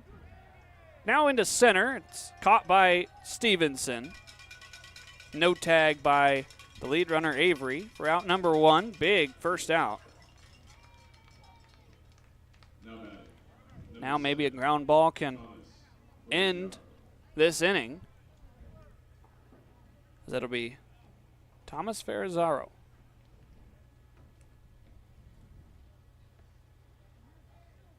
Ferrazzaro, spelled Ferroggiaro. Just in case any of you were scoring at home and needed the correct spelling. I've got phonetic spellings all over the place for Corvallis' second baseman.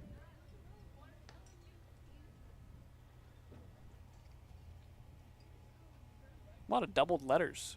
2 R's, 2 O's, 2 G's.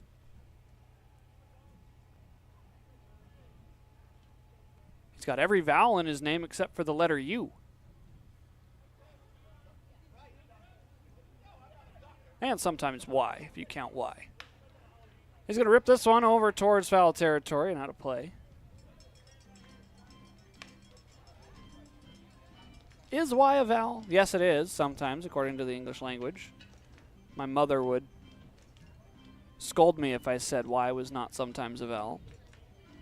Taught English, still teaches English.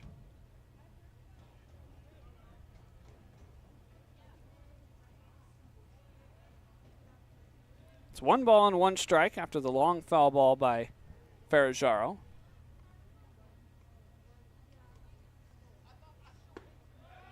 Pitch drops in, it's 1-2.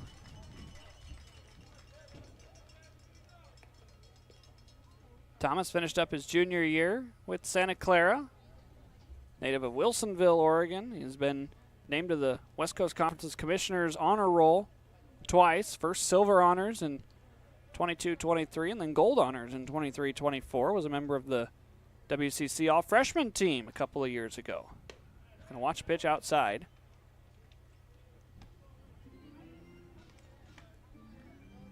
Sophomore year, only played in 16 games. This last season with the Broncos. Saw a little more action, 39 games and 38 starts. I'd say that's a pretty big increase in workload. Pounds on foul.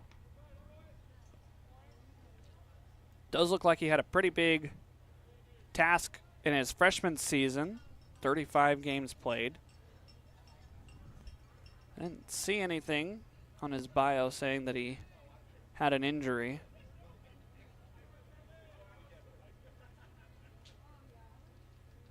Certainly was a contributor for Santa Clara this last year, though. Picked up 42 hits and drove in 22 runs. Runners take off. The 2-2 is high and away. That's ball 3. I wonder if Buckley kind of forgot the count, because he did not attempt a throw down. Now the count runs full, and the infield is going to play in on the grass. 3 balls, 2 strikes. Lefebvre trying to remain scoreless in this outing. Payoff. This one's ripped through the pulled-in infield and all the way to Anderson. 1 run's home. Strong throw from Dillon's going to be cut off by Angulo as it never had a chance, and this game is all evened up. 2 RBI single by Ferrajaro. Knots us at 4 apiece.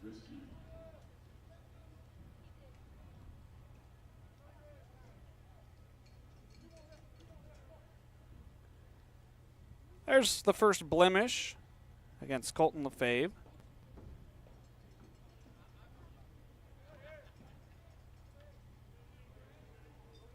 Now he faces Maddox Risky with only 1 out.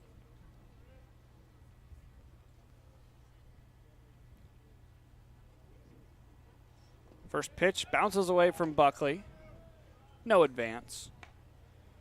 This has been situations in which Yakima Valley has struggled a little bit. Early runners and early innings, meaning less than 2 outs, unable to hang zeros or at least limit damage. 2 runs are across. The only runner on base is standing at first. He's going to take off, though, as this one is sliced into right center field. It's going to get down in front of Stevenson. Because Ferrajaro took off with the pitch, he is in at third. And now it's runners at the corners with only 1 out.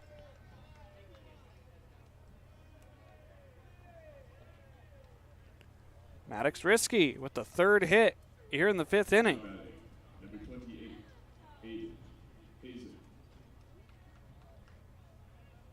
The Knights had been scoreless since that 1st inning. Now coming back to life here. Lefebvre needs these next 2 outs fairly quickly to avoid snowballing into a bigger mess. Squares to bunt. He pops it up. Buckley didn't know where it was, and it's all the way back to the backstop. Lefebvre does get ahead in the count.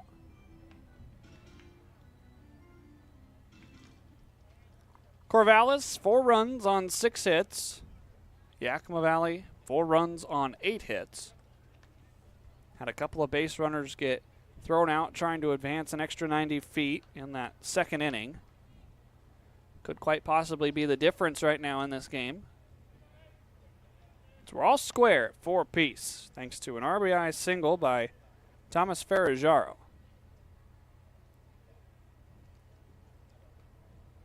Runner takes off from first. The pitch is in the dirt, and there will be no throw.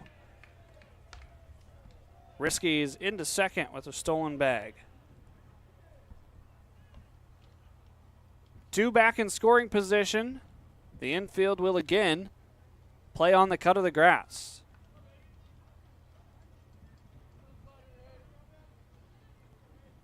It's 1 ball and 1 strike. Fouling off, kind of a weak swing by Aiden Hazen. Able to get a piece of it, though, and the count now moves to 1-2.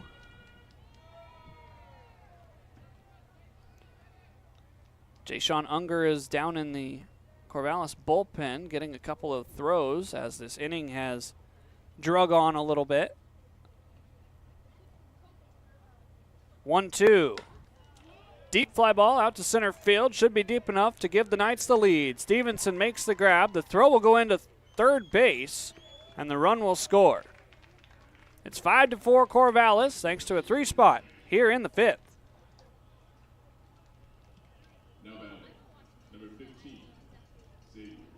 There are 2 outs, though, and so that certainly a big help for Lefebvre.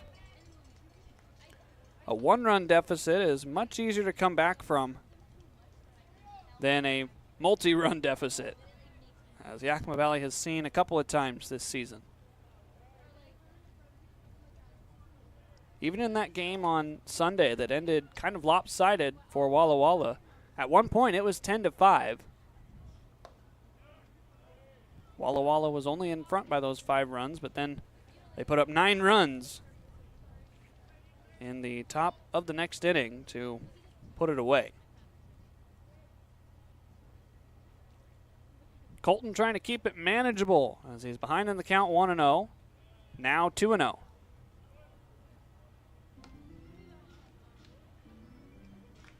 Three hits in the inning for Corvallis. 3 runs have come across.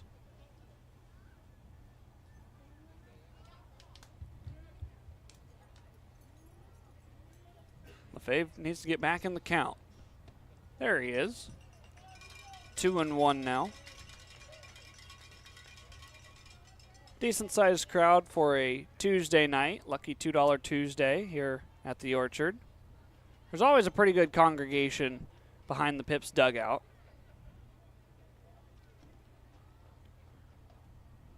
2-1. Out to second. Reeser grabs the slow roller. The throw to first is low, but Angulo able to dig it out. And that ends the inning. We're halfway home here at the Orchard. Corvallis takes the lead 5-4 as we go to the bottom of the 5th. The Coliseum in Rome had their gladiator games, but it can't compete with Legends Casino Hotel's Coliseum of Cash. During our Summer of Games Thursday drawings in June, we're giving away over $77,000 in cash, plus a new Kawasaki side-by-side. Just use your Legends Rewards card to earn entries. Who needs Roman chariot races when you can leave them all in the dust in a Kawasaki side-by-side? All hail Legends Casino Hotel in June, and let this Summer of Games begin. At Cascade Natural Gas, we help smart businesses cover their bases. Old, new, and in between. No matter the age of your building, they all benefit from energy-efficient choices. Cascade Natural Gas offers a long list of incentives for energy-efficient upgrades. Upgrades that save your business money every day. Become one of the many Cascade business owners benefiting from the quality, comfort, and savings of energy-efficient upgrades. Join Team Energy Efficiency and take advantage of rebates from Cascade Natural Gas. Hey, your homework done? Yep.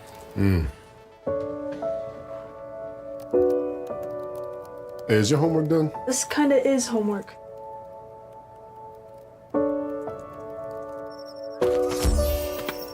So, what do you think?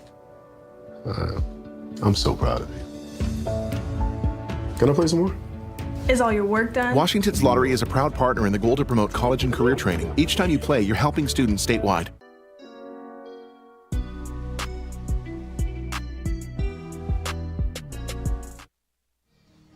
Bottom of the 5th. Julian Angulo, the first man to bat as the Pippins find themselves down by 1. The last time they were down by 1 coming up to the dish, they scored 3. So we'll see what happens here in the 5th inning as it's the meat of the Yakima Valley order. Angulo, Anderson, and Spicer. Julian's 1 for 1 today. First pitch upstairs by Sean Unger. Unger's pitch count very manageable. 46 strikes to 19 balls.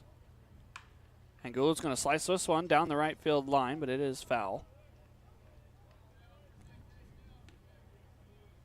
I'd love to see Yakima Valley work Unger's pitch count up a little bit and get into the Corvallis bullpen here in Game 1 of a 3-game series between these two squads.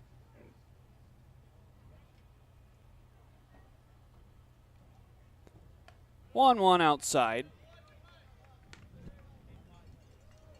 Game 2 will be tomorrow. Same time, same place.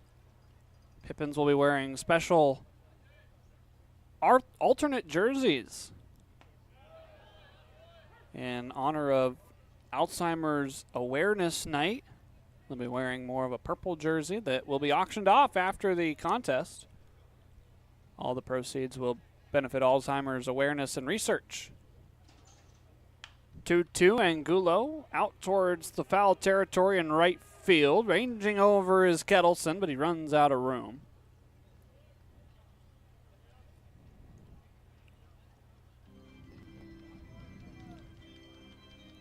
Bat Boy went out to grab the bat and give it back to Angulo. Nice gesture by our young Bat Boy down there.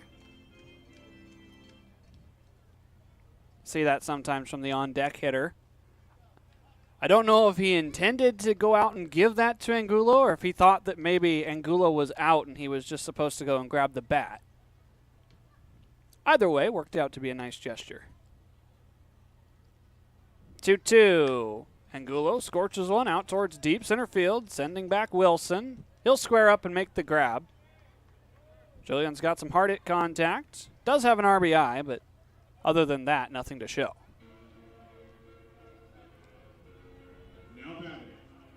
Dylan Anderson's next.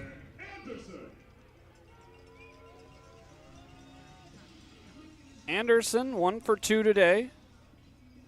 Drove in the third and final run in that second inning. Part of 6 straight hits in the second inning. First pitch painted on the outer black.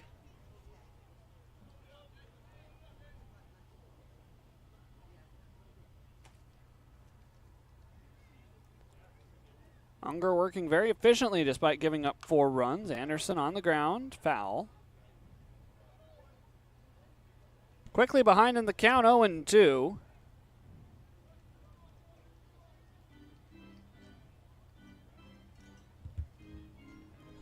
See what Dylan can do here. Needing to protect at the plate. Finley Spicer waits on deck. Going to Grand Canyon in the fall. 0-2's well outside. Grand Canyon usually a pretty good baseball squad. Not what you think about a school you see ads for on TV. Cut and missed. Anderson down swinging. Now Finley Spicer.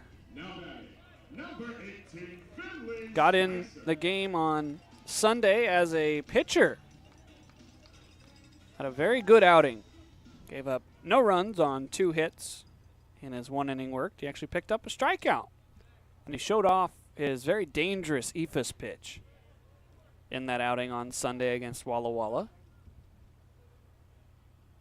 Finley can proudly say that he's got the lowest ERA for the Pippins. Payne on the outer third to Finley. Evens the count at 1-1. Speaking of pitching, looks like Lefebvre will head back out there. Nobody's up in the Yakima Valley pen. Foul ball at the plate. Did that get a piece of our catcher or our umpire? I think Hudson Boucher might have got a little bit of that ball as he examines it. Boucher wears number 90 for the West Coast League umpiring crews. Jacob Fisher wears number 70. He's the man in the field. 1-2. Breaking ball. Froze. Finley Spicer. 1-2-3 frame for Yakima Valley. We go to the 6th. Pippins trail by 1. I love coming in here. Everybody is always super welcoming. They always greet me by name. You can tell that everyone here actually likes working here. My favorite thing about Walla Walla orthodontics is how nice the staff are. They're funny, fun, and they're helpful. I had what was called 3D braces. They were the same color as my teeth. People would say, "Oh, you have braces?" They didn't even know that I had braces. I highly recommend this orthodontist office. What do you want? It's just not that easy. What do you want? Seafood? Mediterranean? What do you want?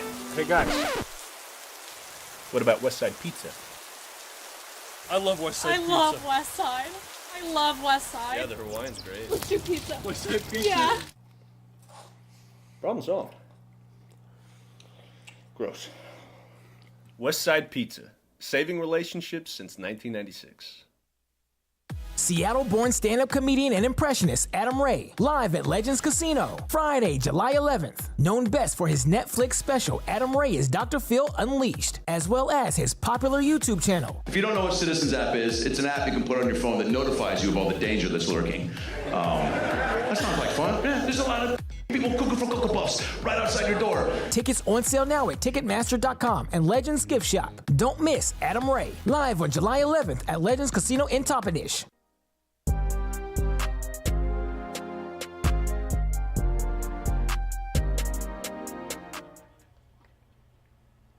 Bottom of the order for Corvallis here in the 6th inning. Just past 8 o'clock, 8:10 p.m. here in Yakima, Washington. Glad you're with us on your Tuesday night as the Pips and the Knights square off for the first time. Stinger out to center field. Stevenson ranging over. He's not going to get there. First pitch single for Blake Wilson, as good backup by Dylan Anderson to keep that ball from trickling away. Number 10, Antonio Castro. Antonio Castro due up here for the Knights. 0 for 2. Colton Lefebvre needs to make it 0 for 3. He's now allowed 5 hits in his 3+ innings of relief as a breaking ball in there for strike. Stolen base by Blake Wilson, though. Good pitch to run on.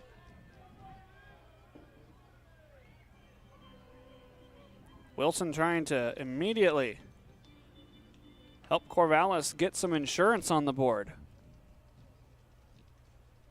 1-run ball game. The series has a history of either being an offensive explosion or a tight ball game. There really is no in between. Another one ripped into right field. This one's sending Anderson back. He's going to cut it off, but by the time he gets it back to the infield, the run will score. Now caught up on the way to first. It's back in time. First out. Antonio Castro strayed a little bit too far off the base paths, but a run does cross. So despite Castro getting credit for the RBI single, he'll be thrown out 9-3. Bases are empty and 1 down. Got to be careful on that turnaround first base. Sometimes runners stray a little bit too far. As a breaking ball is downstairs for ball 1 to Brooks Avery. Scored the first of those 3 runs in the 5th. Nobody throwing yet for Yakima Valley in the pen. Another one out to right field. Anderson has this one pretty playable, though, and makes the routine catch. Does flip the lineup card over. Top of the order, Brock Kettleson. So far, every ball in play has gone to right field. Kettleson, a left-handed hitter. Let's see if he can poke one to Anderson as well.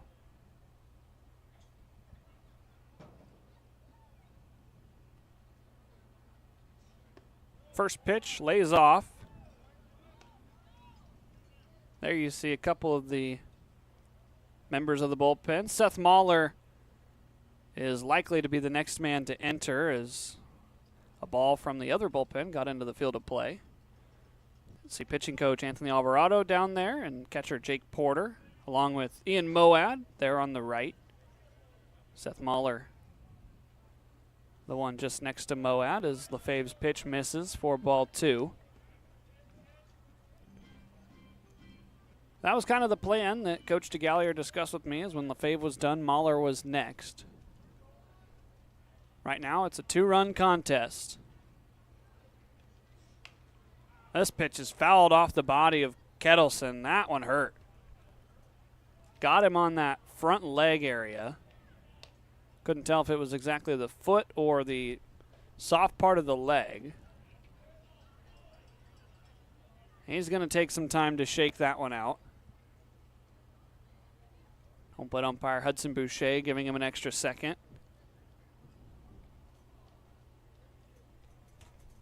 Action down in the Corvallis pen. It's Van Froling from California, Santa Barbara. 2-1 is outside. Lefebvre in danger of issuing a free pass with 2 outs.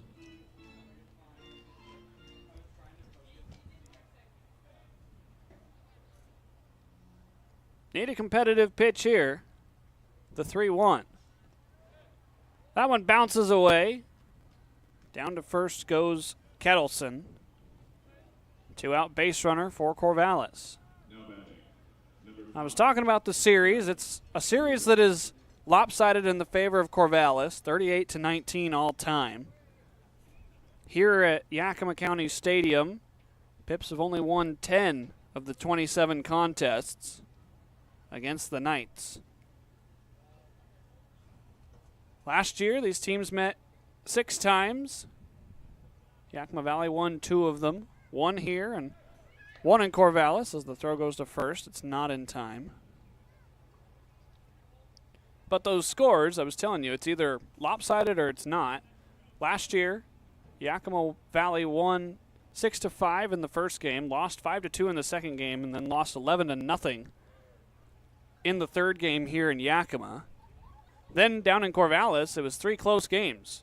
They won a game 5-4. The next day lost a game 3-0. Then the next day lost 5-4. Big lead over at first for Kettleson. He's taking off. Buckley's throw on the way. It is past him and into center field. Kettleson gets up. Naylor's going to chuck a throw into the ground. It's going to get all the way to the bullpen. Excuse me, the dugout. Lefebvre backs up, and wisely, Kettleson stays at third, but Pippens throwing the ball around a little bit here in the 6th. 1 error on the board so far for Yakima Valley. That's all they'll get. Is it was a stolen base for Kettleson, and then the error to get him to third. Insurance 90 feet away for Corvallis. Brubaker's ahead in the count 1-0. Now ahead 2-0. I am surprised that Seth Mahler has not started throwing yet. Everybody's still just kind of standing around in front of that Pippins bullpen. 2-0, sent back to the backstop.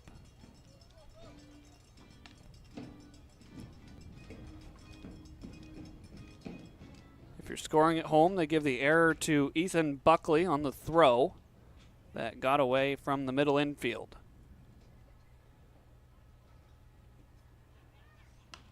Two one, sliced foul. Count back to even. Corvallis has plated 1 here in the 6th. They've scored 4 unanswered since falling behind 4-2. 2-2. Outside. Runs the count full. A walk puts you in a dangerous situation. It'd be runners at the corners with 2 outs for Thomas Ferrazzaro.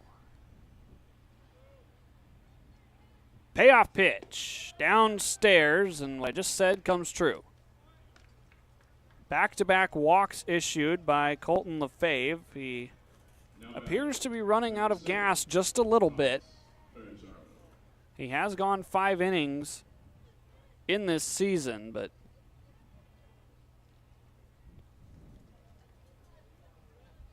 he's been in some trouble the last couple innings.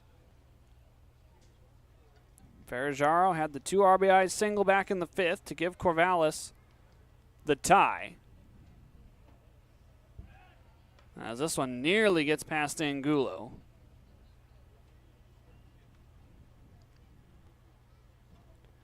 Lead was taken, and then Ferrazzaro scored himself on a sacrifice fly by Aiden Hazen.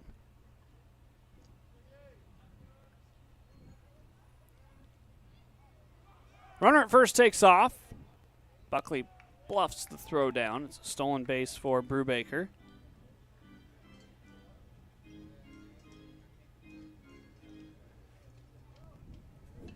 Ferrazzaro scored 2 of the 6 runs for Corvallis. He's responsible for 2 of the others.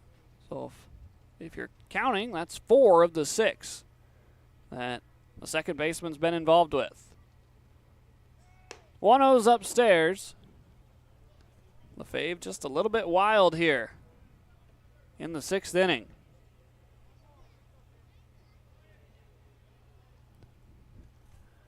Koshiarai went 2 innings, gave up 2 runs. Lefebvre, here in his 4th inning of relief, has given up 4. That pitch catches the black, and it's now 2-1.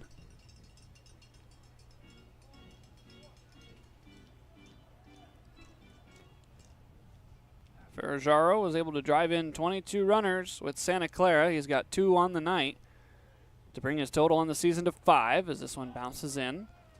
Makes the count 3-1 with first base open. He does have 3 career RBI. They all came, or 3 career home runs. They all came last season.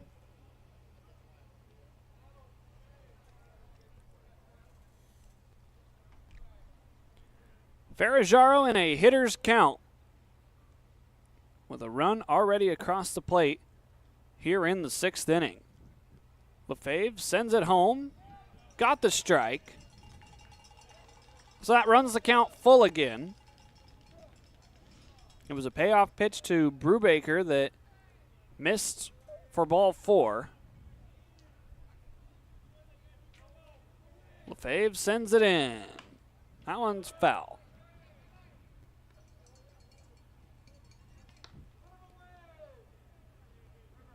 Still a good ball game here, 6-4. Here in the 6th inning.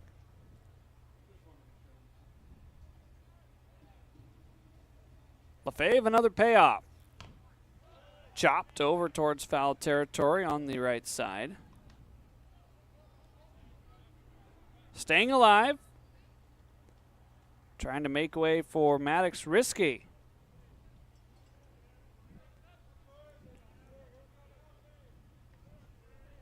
Ferrajaro in the box, facing Colton Lefebvre on the mound. 3 balls, 2 strikes. Misses for ball 4. So the bases are loaded here in the 6th. 3 straight walks by Colton Lefebvre. And now Eddie Kribbe going to have a chat with the right-hander.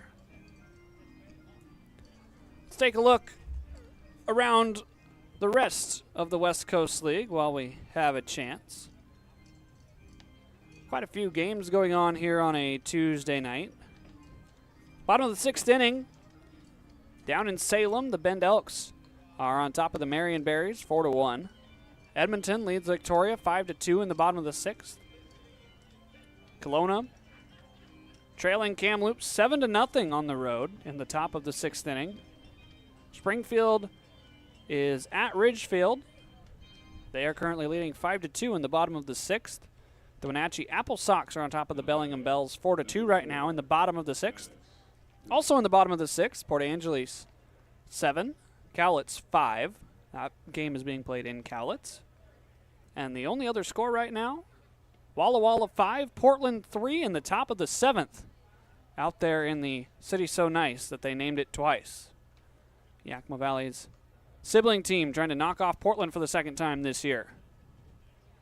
They'd be the only team to beat Portland twice, and they'd be Portland's only 2 losses. If they could hang on to that score.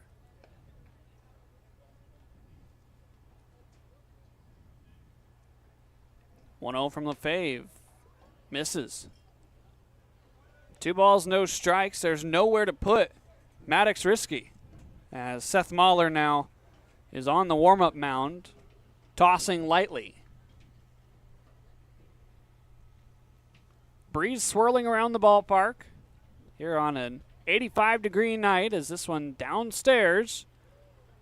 3 balls, no strikes. Coach DeGallier motions down to Coach Alvarado that Mahler needs to get hot now. Lefebvre's walked 3 in a row. The 3-0 finds the zone. Makes it 3-1, gives Seth Mahler couple more warm-up pitches. Of course, if the out is recorded here, then Mahler would have the entire bottom of the inning to warm up. Lefebvre's still in a dangerous situation. On the ground, this one's getting back up towards the middle. Gage Reeser able to keep it on the infield and only allow 1 run across. But that's now 4 straight base runners that have reached 7 total here in the inning. Number 28, Hazen.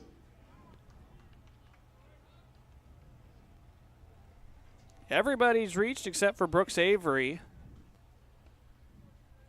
The 2 outs have been Antonio Castro straying too far off of first base and Avery flying out. Fave's first pitch is outside.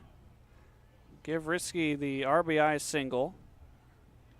As now Brubaker's at third and Ferrajaro is at second. 1-0 downstairs. Ever since LaFave's gone back to the windup with the bases loaded, his command and his control has gone down just a little bit. Maybe a byproduct of that high leg kick. Sacrificing velocity and for control, or excuse me, sacrificing control for velocity. Another prime example. Let's see if he can dial one in here. 3 balls, no strikes. It's 7-4 Corvallis. All of the production coming with 2 outs. 3-0. Downstairs, ball 4. LaFave walks a batter and brings a run in, and Garrett DeGallier slowly making his way out to the mound. 4 walks in the last 5 hitters that LaFave has faced.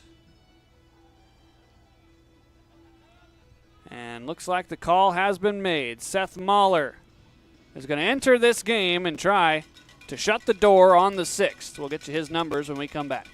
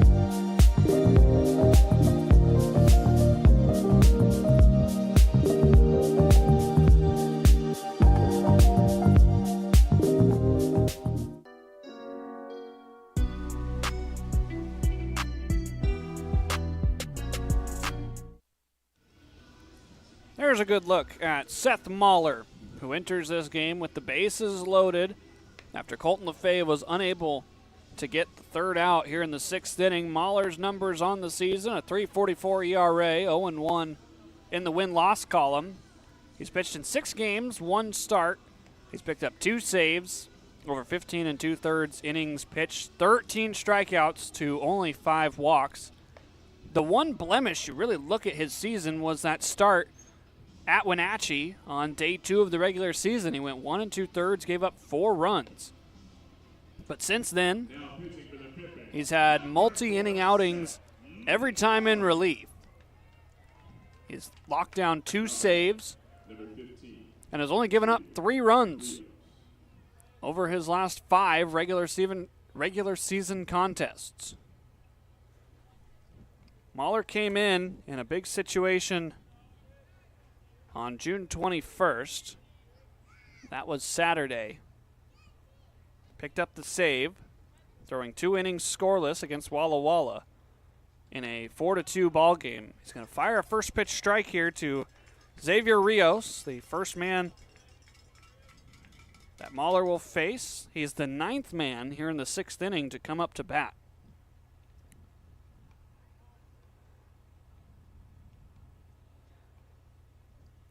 Lead runner is Ferrajaro at 3rd. Risky's at 2nd. Hazen's at 1st as Mahler's going to miss away. 1-1. Again, the free pass bug comes back to bite Yakima Valley. 2 of the 4 walks in the inning have come around to score. The other 2 have allowed the inning to continue.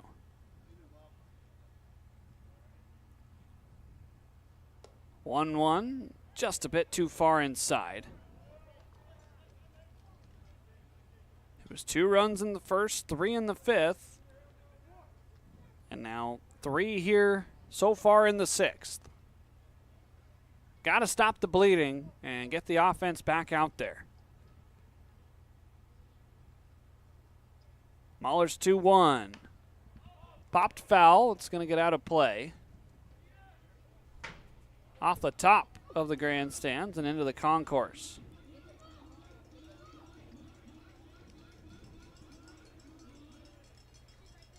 Don't want to allow Rios on because then the 10th man in the inning will hit Blake Wilson, who led off the 6th with a single.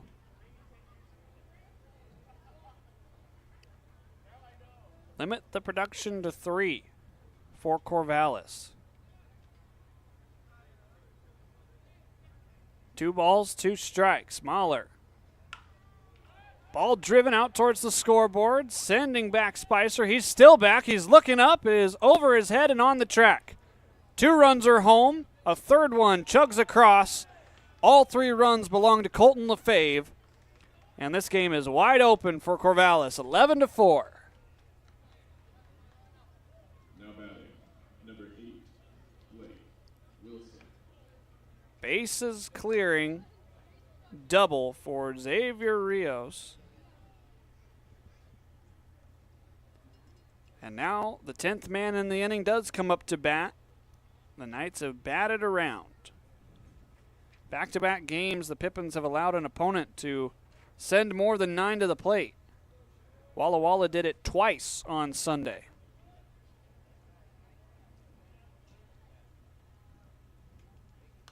First pitch back into the screen. Well, you can now officially close the book on Colton Lefebvre. Goes 3 2/3, gives up 7 hits and 9 runs, 4 of them earned.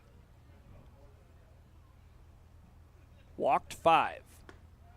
0-1 right in there. And for Mahler, that's a tough situation to inherit. Bases are loaded. None of the runners on base are your responsibility, and you're asked to get a huge out. And you want to be near the strike zone for your first batter, but there's nowhere to miss. 0-2, pounded out to Naylor. High hop, it's off his glove, and right behind him. Another run comes across. We'll see if the official scorer gives Naylor the benefit of the doubt on the field, but probably not. It'll probably go down as an error. As it's now 12-4, the Knights have exploded here in the 6th. They do rule it an error to allow Wilson aboard. Tough error for Naylor. Very sure-handed out there at short. A little bit of an offensive meeting here between Brooke Knight, the head coach, and his batter, Antonio Castro. Ethan Buckley is going to go out to chat with Seth Mahler.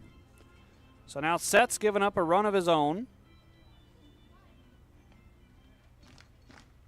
7 runs across here in the 6th. Run total has ballooned for Corvallis. Scoreboard says 12 runs on 11 hits. Point streak says 12 runs on 10 hits. They have not given the error yet to Langan Naylor.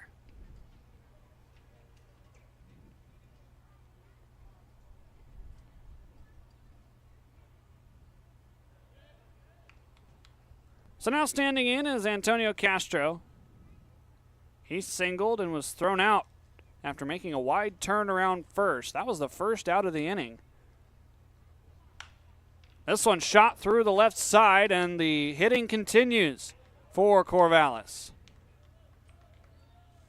Putting traffic right back on the base pass after it was cleared off by Xavier Rios. 2 singles in the inning for Castro.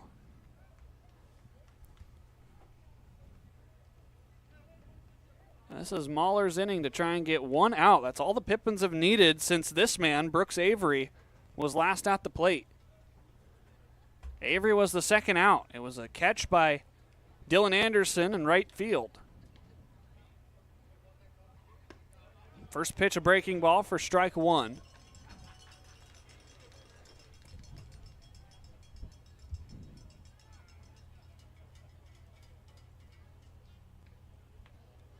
Corvallis started the season off a little slow, but since their offense has picked up. Foul ball at the plate.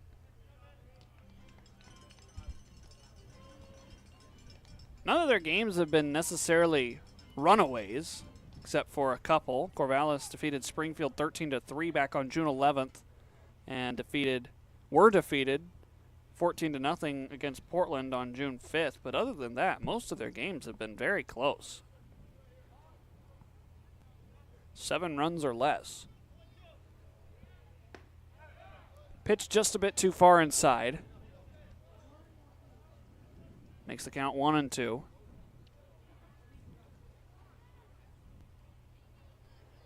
One of those innings that just never seems to end here for Yakima Valley.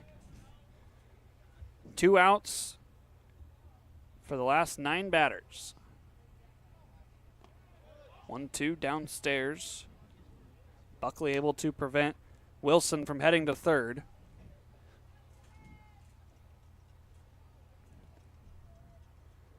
It's going to take some work now for the Pips on offense. Find themselves down by 8 after a 7-run frame. Foul ball over towards the Pips dugout. Unfortunately, that's kind of been the story of a lot of the Pippins' recent games, has been 1 or 2 big frames has knocked them out of the game. It was an 8 spot and a 9 spot in the game against the Sweets on Sunday. Played a couple of close games against Walla Walla. Portland put up quite a few 5-run innings on Yakima Valley. As this is a slow dribbler over the outstretched glove of Mahler. A collision out at second base. Jacob Fisher says that there is no interference there. Reeser's knocked to the floor trying to make the play. Everybody is safe. And now I think the biggest concern goes out to Gage Reeser, who's been dinged up quite a bit in the last couple games that he's played in.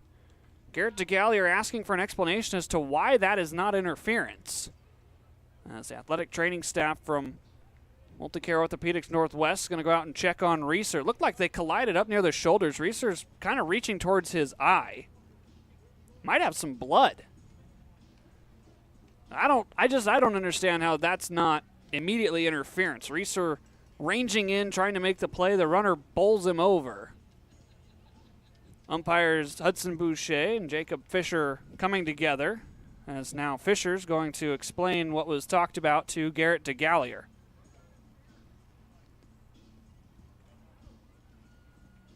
Coach DeGallier storms off. Didn't get the answer he wanted. And now the attention turns to Gage Reeser. Pippins dugout, understandably not too happy with.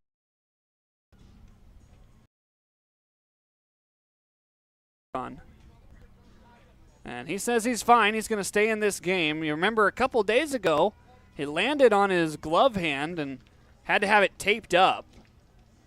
He was hit in the foot against Ridgefield and had to exit that series. That's the definition of a tough man right there. Middle infielder, you've got to be tough anyway, but when you have to deal with runners running you over trying to field a ball, and you're able to stay in the game, huge credit goes out to Gage Reeser. As I assume they scored that a single. They did. So the inning continues. First pitch downstairs to Brock Kettleson, batting for the second time. Seth Mahler trying to find the third out here in the 6th.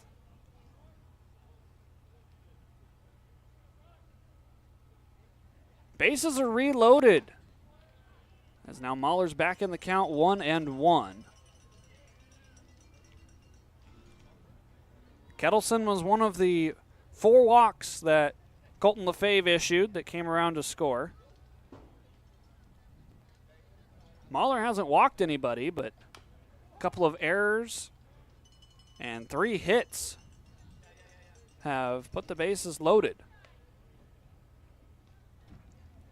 But the biggest hit came off the bat of Brooks Avery as he was able to make it to first base after Antonio Castro ran over Gage Reeser, and interference was not called.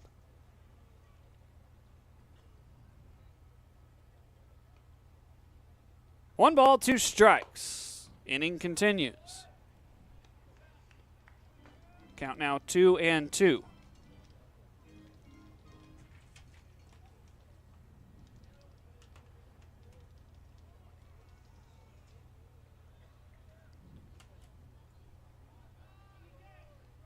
Mahler needs one more strike, and he's not going to get it there as he misses wide to run the count full.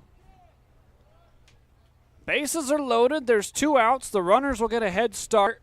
Corvallis has already scored 7 here in the 6th. A walk would push across an 8th run. As this long 6th inning close to a close, there go the runners, and the ball is outside.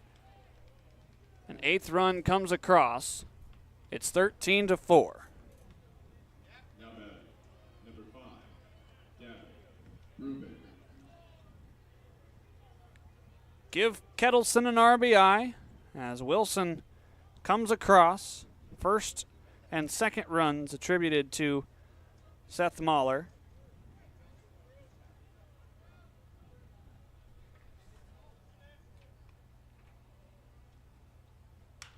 This pitch out towards Anderson. He's going back. It's over his head. Misread the ball. 2 more runs come across on the double by Gavin Brubaker. And the inning continues.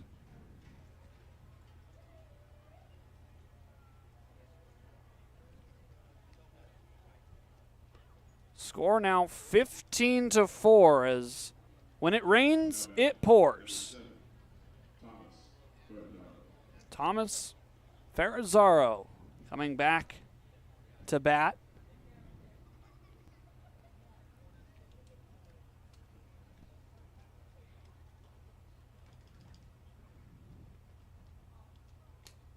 No balls, no strikes. First pitch strike in there to Ferragaro.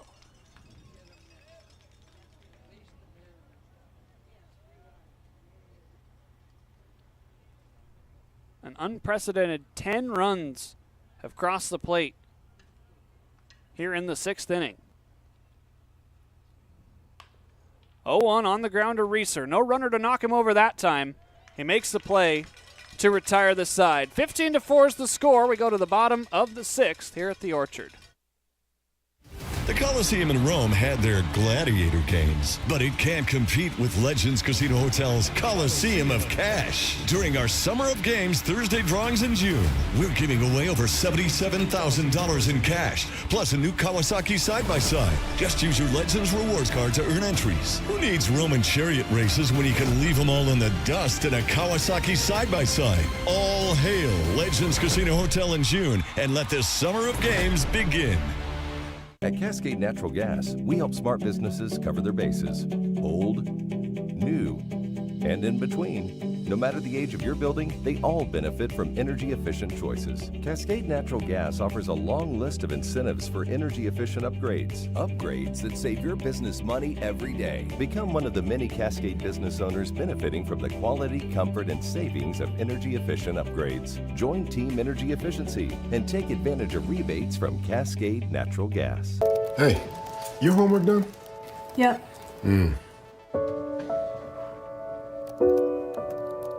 Hey, is your homework done? This kinda is homework.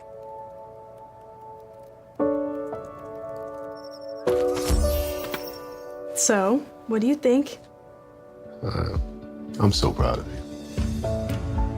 Can I play some more? Is all your work done? Washington's Lottery is a proud partner in the goal to promote college and career training. Each time you play, you're helping students statewide.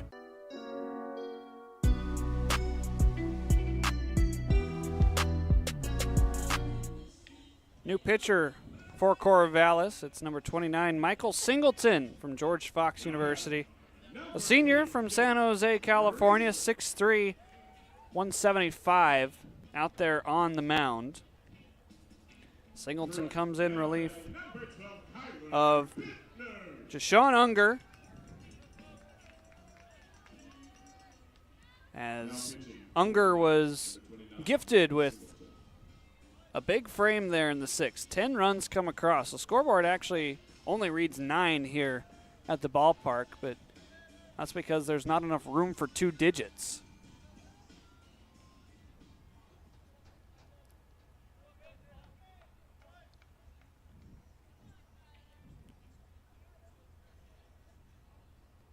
Kyler Bittner is going to pinch hit for Gage Reeser after Reeser was collided into by the runner Antonio Castro back in the 6th inning.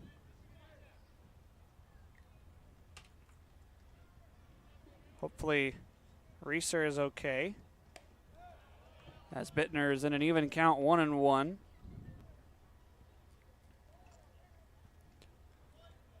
You can assume that Bittner will go in Reeser's spot and play second. You don't figure Naylor would move over.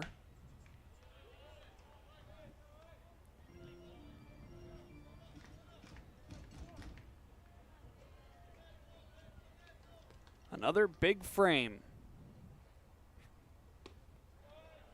has put Yakima Valley in a very difficult spot to come back in this game. 10 runs come across in the 6th.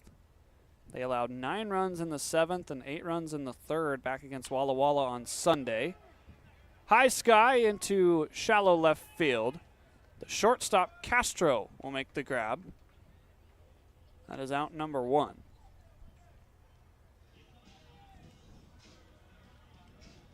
Number 5, Cole Hansen getting ready for his 3rd trip to the plate.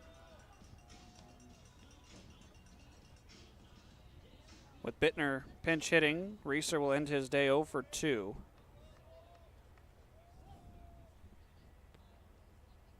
First pitch high and away to Cole Hansen.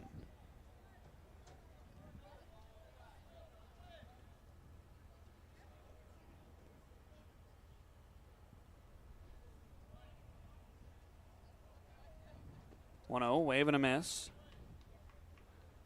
15 batters came up to take their hacks in the 6th inning against both Colton LaFave and Seth Mahler. 1-1 way inside. Hansen wears that one. He's on at first with 1 out.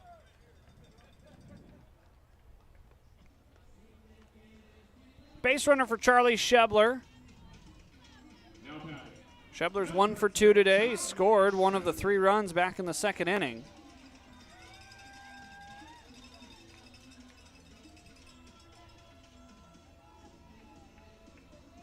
Swinging yet another new stick. I think he's gone away from the torpedo bat. Might have broke on him. Swinging a regular black bomb bat.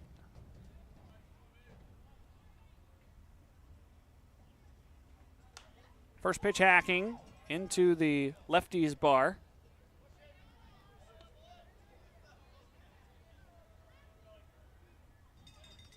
Charlie with that hit in the 2nd picked up his 12th on the season. Here in his 13th game as a Yakima Valley Pippin. High and tight, evens the count at 1 apiece.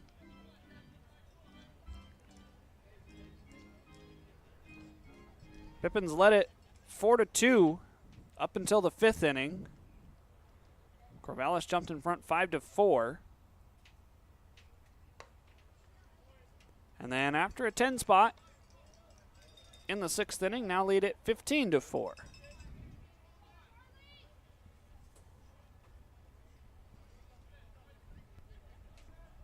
Pips trying to get the offense going. They've scored early in a lot of their games here at home. Shebler's going to sting this one out to center field. Playing deep enough was Wilson as he barely had to go back. Out number 2. Like I was saying, Yakima Valley scored early in a lot of their contests. The abnormality was Sunday against Walla Walla. Didn't get their first runs on the board until the 4th, but in game 1 against the Sweets, put 3 up in the first frame. In game 1 against Walla Walla, put 3 up in the first 2 frames, put 6 up in the first 3. Buckley sends one back towards us. In that non-league series, the Pippins had 7 runs on the board before the 3rd inning was over. In the second game of that series, they had 2. And in the first game, they had 5. So scoring early at home has not been an issue for Yakima Valley. It's been keeping their opponent from putting together a big inning. You look back at Yakima Valley's recent home games, 10-run 6th inning in this one, 9-run 7th, 8-run 3rd back on Sunday. A couple of low-scoring affairs.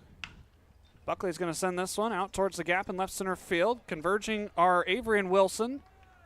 And the grab is made to retire the side. We go to the 7th inning, 15-4 here in Yakima.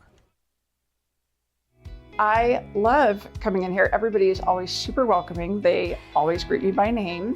You can tell that everyone here actually likes working here. My favorite thing about Walla Walla orthodontics is how nice the staff are. They're funny, fun, and they're helpful. I had what was called 3D braces. They were the same color as my teeth. People would say, "Oh, you have braces?" They didn't even know that I had braces. I highly recommend this orthodontist office. What do you want? It's just not that easy. What do you want? Seafood? Mediterranean? What do you want? Hey guys, what about West Side Pizza? I love West Side Pizza. I love West Side. I love West Side. Yeah, the Hawaiian's great. What's your pizza? West Side Pizza? Yeah. Problem solved. Gross. West Side Pizza, saving relationships since 1996. Seattle-born stand-up comedian and impressionist Adam Ray, live at Legends Casino, Friday, July 11th. Known best for his Netflix special, Adam Ray is Dr. Phil Unleashed, as well as his popular YouTube channel. If you don't know what Citizens app is, it's an app you can put on your phone that notifies you of all the danger that's lurking. That sounds like fun. Yeah, there's a lot of people cooking for Cocoa Puffs right outside your door. Tickets on sale now at Ticketmaster.com and Legends Gift Shop. Don't miss Adam Ray, live on July 11th at Legends Casino in Toppenish.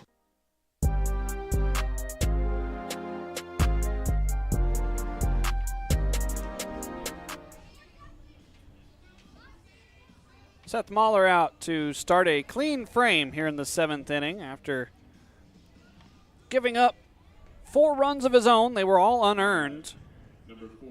And only getting 1 out there in the 6th inning. That's all the Pippins needed for a long time in that 6th. But 10 runs came across and scored. And now we're in the late innings. Corvallis is sending 4, 5, and 6 to the dish.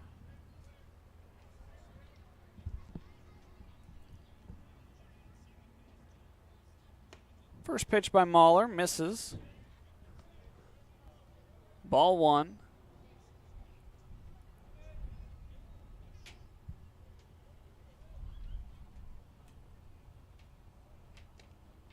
Seth's next offering is downstairs.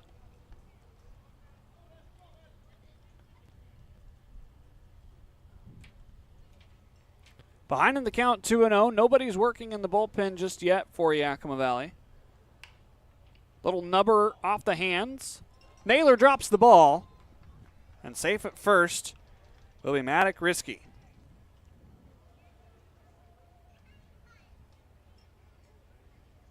That'll be the second error of the night charged to Naylor. 3rd error overall for the Pippins. It did have some spin on it. That's a ball that I'm sure Langdon will tell you he catches 99 times out of 100. Slow breaking ball for strike one.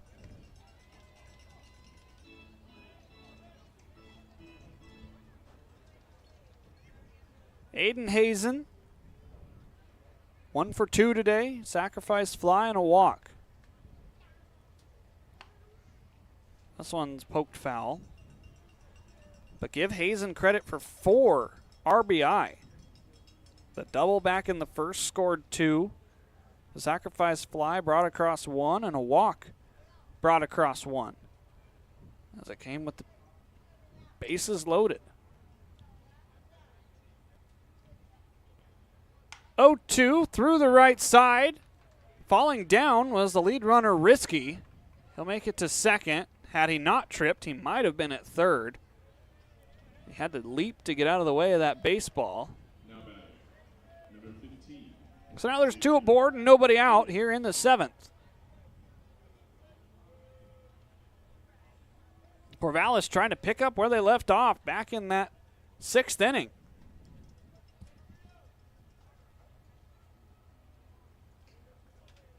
Game is drug on now as we're approaching 9 o'clock here in the top of the 7th.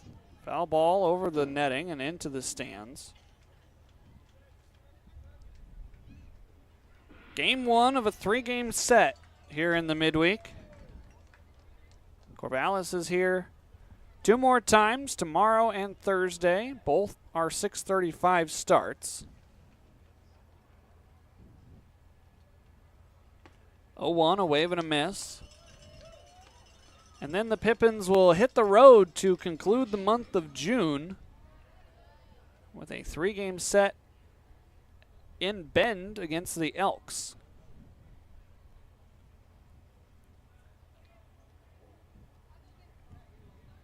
Oh, 2, wave and a miss. That is strikeout number 1 for Seth Mahler.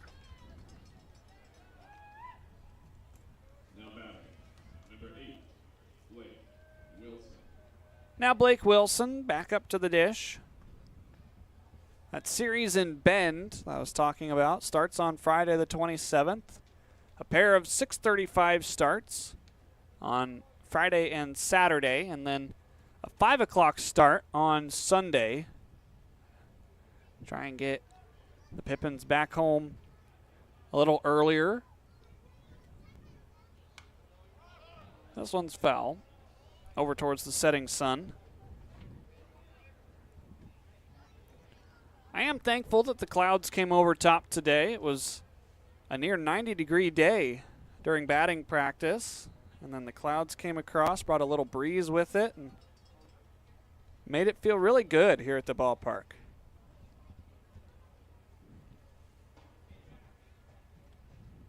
Oh, 1 dances down.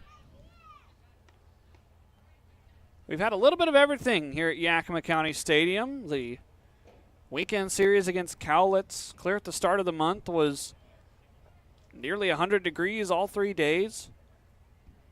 And then just this last weekend against Walla Walla, it was very chilly as this is a mile-high pop-up on the infield. Bittner, the new second baseman, ranging back to the grass. He'll make the grab for out number 2. When I mean a mile high, it was way up there in the atmosphere. Now batting, number 10, Antonio Castro. So now Antonio Castro picked up a pair of singles in that 6th inning. Has 2 on with 2 out against Seth Mahler.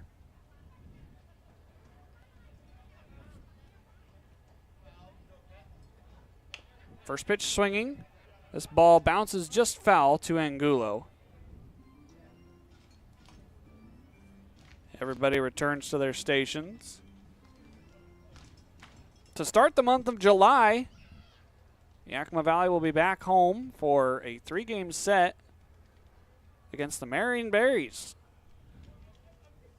That is right before the 4th of July, and so that 3rd game is a 7 o'clock first pitch with fireworks to follow. 0-1, just below the zone. Couldn't have missed by much.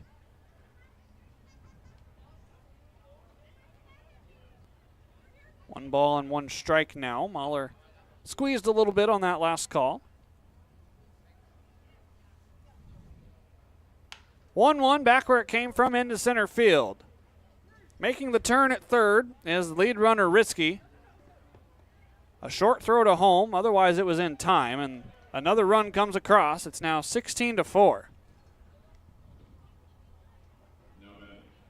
Number 12, Brooks. 3 straight singles for Antonio Castro in sequential batting trips. Still 2 on, still 2 out. 9-hole hitter Brooks Avery digging in.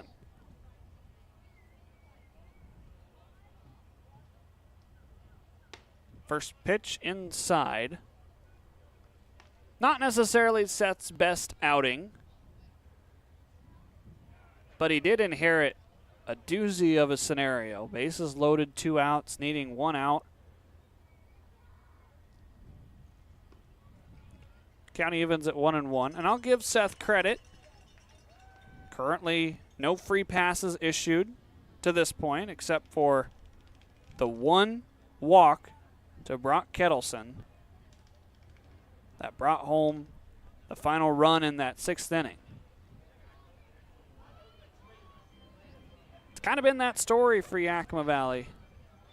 Free passes, the game knows when you give them, and the game also knows what to do with those free passes. Baseball works in mysterious ways, but it sure seems like every time Yakima Valley gives up a walk, it comes around to score. 1-2 downstairs. Call it the baseball gods, if you will, or just the game itself. Something is cursing Yakima Valley.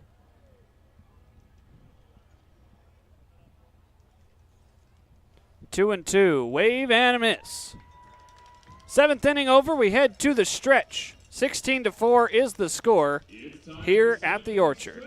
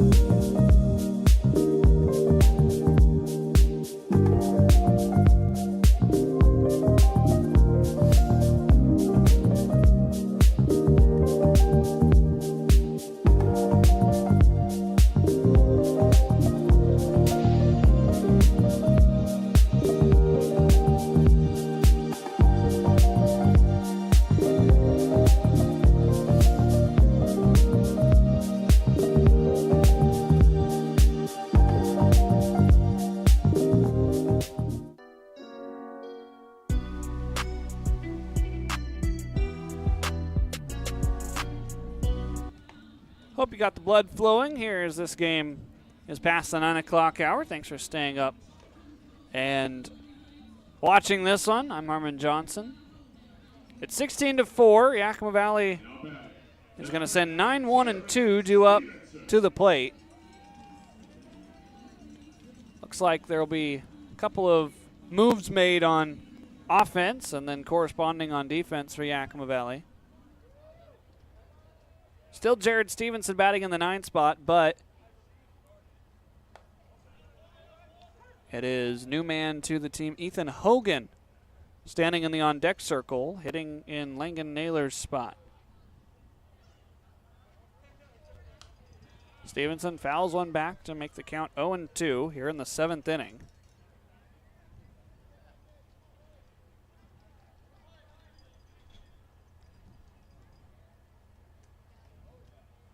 Stevenson singled back in the 2nd inning. That was his first hit as a Pippin.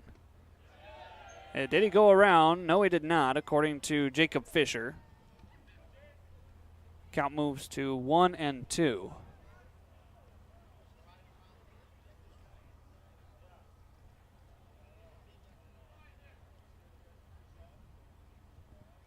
Singleton still working.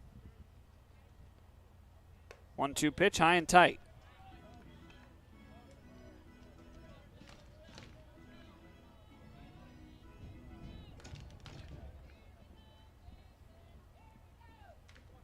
Two now.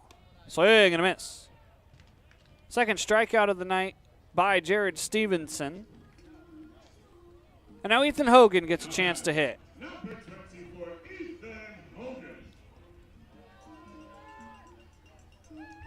Hogan joined the team during that Walla Walla series. Made one pinch hit appearance. Left-handed batter from Tacoma Community College.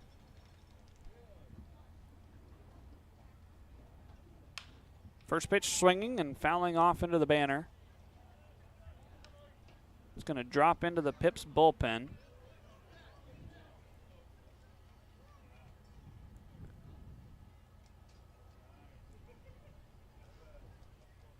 Looks like Jackson Burtis has grabbed a ball for the Pips. He will likely come in the 8th. Try and get Yakima Valley 6 outs. This pitch sawed off and just fell. Hogan a little bit late. Didn't sound like the cleanest swing, but the bat's still intact.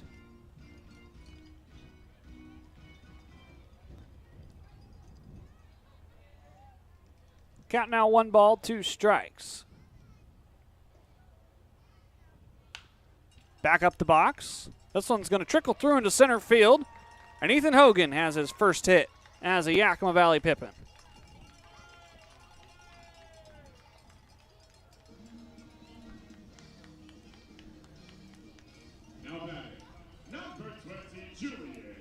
Good start for Hogan, who is now batting .500 on the season, 1 for 2. Julian Angulo picks up what looks to be maybe part of an elbow guard before strolling to the dish.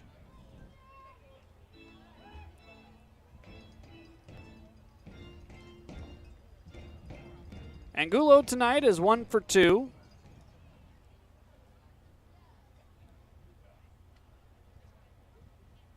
First pitch way outside. 1 ball, no strikes. Had an RBI in that second inning as well. Off the end of the bat, over towards the parking lot. Dylan Anderson still has a bat in the on-deck circle. He will hit in his scheduled spot.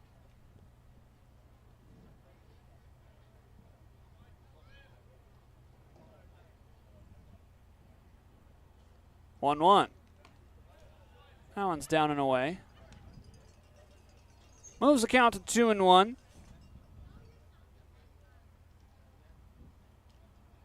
When we get to the top of the 8th, we'll check in and see some of the games that have gone final around the league.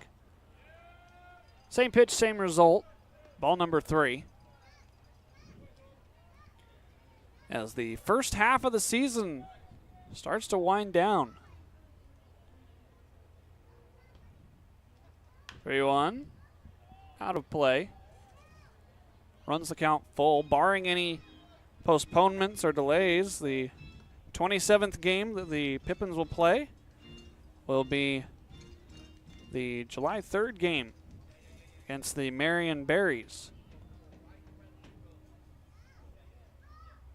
Payoff pitch. On the ground, through the right side. Back-to-back singles for Yakima Valley. Hogan holds up at second base. With only 1 out, the Pips have something cooking.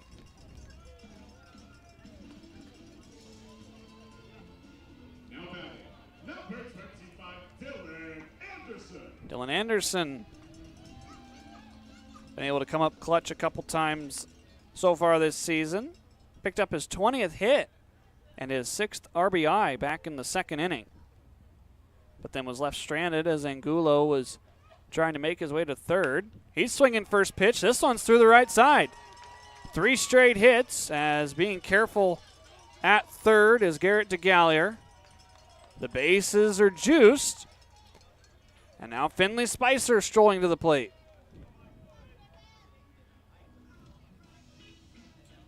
Now batting, number 18, Finley Spicer. Spicer in a big opportunity in this contest.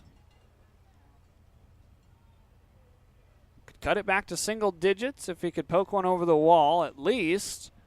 Could get it back to a 10-run game with the ball deep to the outfield in between some of the fielders. This pitch gets away from Rios just a little bit as he's going to go out and chat with his pitcher, Singleton. Unger went 5 innings, gave up 8 hits, 4 runs. They were all earned. He walked 1 and he struck out 4. But because he went 5 and his offense went and got him the lead, he is in line for the win, should this score hold. 1-0, fires a strike. Singleton back in it. Hogan is at third, Angulo is at second. Anderson is at first. Speed on the corners. 1-1, pulls Rios out of his crouch. It's now 2-1.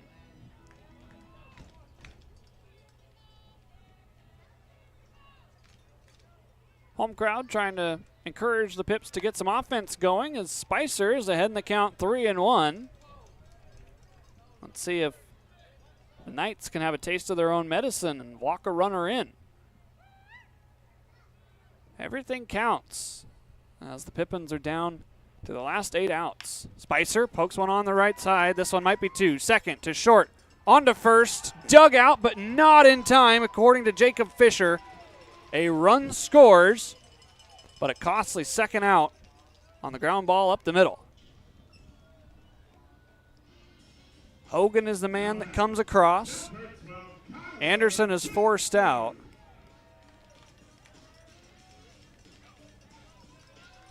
So now Kyler Bittner gets to come up for the second time. Bittner does have a long ball this season. He's also got 5 ribbies. First pitch, shallow fly, center of the diamond. Shortstop Castro calls for it. He'll make the catch in the webbing of the glove. Pippins get 1 run. It's 16-5 as we go to the 8th. The Coliseum in Rome had their gladiator games, but it can't compete with Legends Casino Hotel's Coliseum of Cash. During our Summer of Games Thursday drawings in June, we're giving away over $77,000 in cash, plus a new Kawasaki side-by-side. Just use your Legends Rewards card to earn entries. Who needs Roman chariot races when you can leave them all in the dust in a Kawasaki side-by-side? All hail Legends Casino Hotel in June, and let this Summer of Games begin. At Cascade Natural Gas, we help smart businesses cover their bases. Old, new, and in between. No matter the age of your building, they all benefit from energy-efficient choices. Cascade Natural Gas offers a long list of incentives for energy-efficient upgrades. Upgrades that save your business money every day. Become one of the many Cascade business owners benefiting from the quality, comfort, and savings of energy-efficient upgrades. Join Team Energy Efficiency and take advantage of rebates from Cascade Natural Gas. Hey, your homework done? Yep.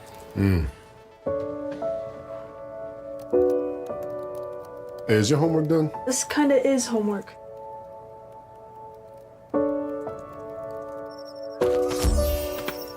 So, what do you think? I'm so proud of you. Can I play some more? Is all your work done? Washington's Lottery is a proud partner in the goal to promote college and career training. Each time you play, you're helping students statewide.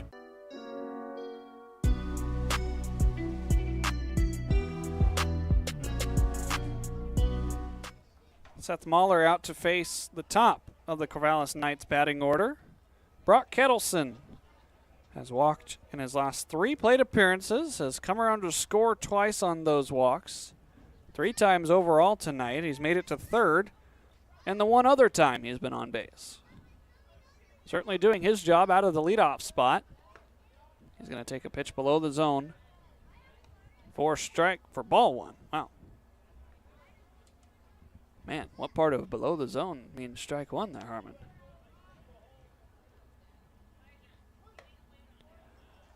Now 1-1 as Buckley brings that one across the plate. Jackson Burtis still loosening down in that pen for Yakima Valley. Slow roller. Angulo's going to field it himself, stepping on the bag. That is out number one. Nice play by Julian. Now batting, number 20, Maverick Russell. Now a pinch hitter for Corvallis. Maverick Russell from UCLA. Going to get his hacks here. He replaces Gavin Brubaker. On the day, had the double, but that was it. He was 1 for 4.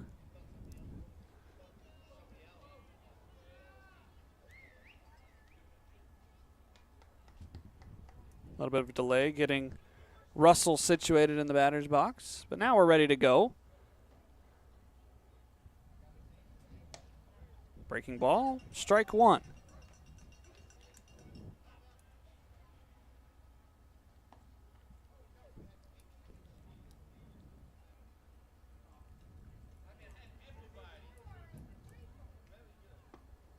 Pitch downstairs makes it 2 balls and a strike. Russell, a native of Whittier, California. Committed to UCLA. Grounds one over to Bittner. Easy throw to Angulo for out number 2.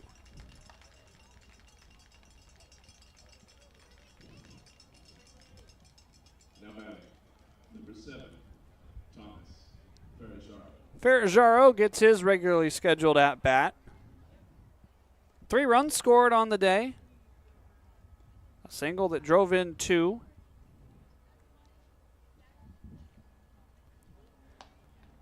Switch hitting second baseman's had a pretty good first night here in Yakima. Takes one in near the belt. Pippens, when they come up to bat, will have 6, 7, and 8 due up. Currently Hansen, Shebler, and Buckley, barring any substitutions. Skied over towards foul territory, ranging just foul. Spicer wasn't going to get there in time. Count now 1-1.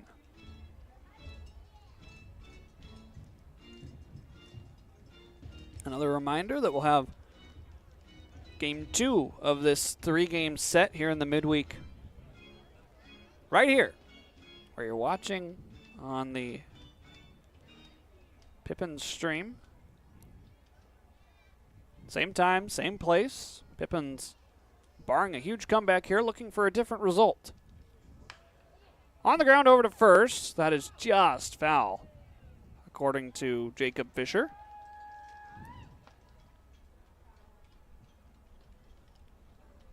Once it gets past that first base bag, it's the field umpire's call if he's in the correct position.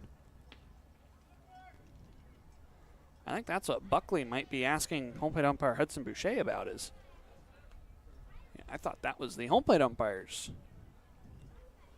call. Doesn't matter as Mahler gets Ferrajaro to strike out swinging. And a 1-2-3 8th inning by Seth. We go to the bottom of the 8th, 16-5. I love coming in here. Everybody is always super welcoming. They always greet me by name. You can tell that everyone here actually likes working here. My favorite thing about Walla Walla Orthodontics is how nice the staff are. They're funny, fun, and they're helpful. I had what was called 3D braces. They were the same color as my teeth. People would say, "Oh, you have braces?" They didn't even know that I had braces. I highly recommend this orthodontist office. What do you want? It's just not that easy. What do you want? Seafood? Mediterranean? What do you want? Hey guys, what about West Side Pizza? I love West Side Pizza. I love West Side. I love West Side. Yeah, the Hawaiian's great. Let's do pizza. West Side Pizza? Yeah. Problem solved. Gross. West Side Pizza, saving relationships since 1996. Seattle-born stand-up comedian and impressionist Adam Ray, live at Legends Casino, Friday, July 11th. Known best for his Netflix special, Adam Ray is Dr. Phil Unleashed, as well as his popular YouTube channel. If you don't know what Citizens app is, it's an app you can put on your phone that notifies you of all the danger that's lurking.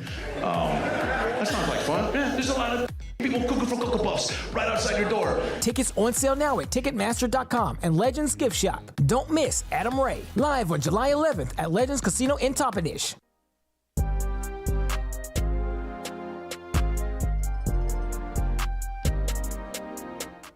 Cole Hansen hitting here in the 8th inning. First pitch, a big cut. Hansen is 1 for 2 tonight. A single back in the 3rd. He was left in that inning. As a breaking ball dances away to make the count 1-1. Cole Hansen was at Oklahoma last year. Same place his sister, a 4-time national champion with the Sooners, attended. Swing and a miss. It's now 1-2. Redshirted. Didn't see any action and hit the portal to head to Cal Baptist, a place that he said recruited him out of high school. Of course, Cole, a native of Norco, California, so definitely a little bit closer to home is Cal Baptist than Oklahoma, which is located in Norman, Oklahoma. 2-2, breaking ball above the zone. Norman just south of Oklahoma City by about 10 miles, 15. Of course, it all feels like one city driving there on I-35. Swing and a miss. Hansen down on strikes.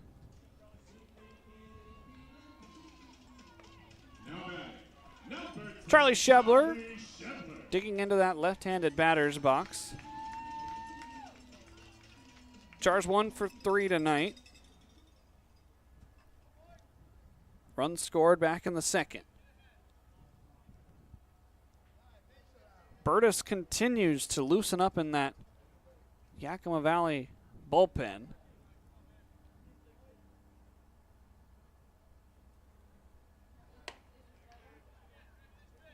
First pitch outside for ball 1.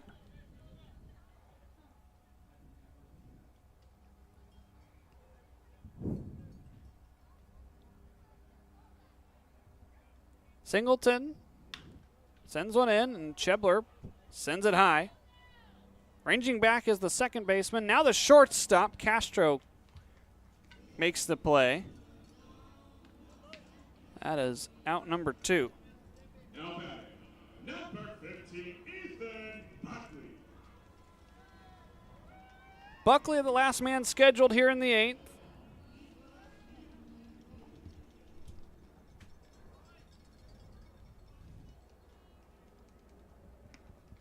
Ethan 1 for 3 today. So he's going to line one into center field. Coming in is Wilson.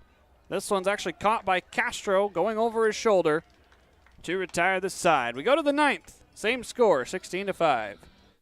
The Coliseum in Rome had their gladiator games, but it can't compete with Legends Casino Hotel's Coliseum of Cash. During our Summer of Games Thursday drawings in June, we're giving away over $77,000 in cash, plus a new Kawasaki side-by-side. Just use your Legends rewards card to earn entries. Who needs Roman chariot races when you can leave them all in the dust in a Kawasaki side-by-side? All hail Legends Casino Hotel in June, and let this Summer of Games begin. At Cascade Natural Gas, we help smart businesses cover their bases. Old, new, and in between. No matter the age of your building, they all benefit from energy-efficient choices. Cascade Natural Gas offers a long list of incentives for energy-efficient upgrades. Upgrades that save your business money every day. Become one of the many Cascade business owners benefiting from the quality, comfort, and savings of energy-efficient upgrades. Join Team Energy Efficiency and take advantage of rebates from Cascade Natural Gas.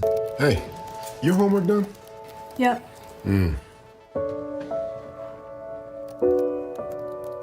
Hey, is your homework done? This kinda is homework.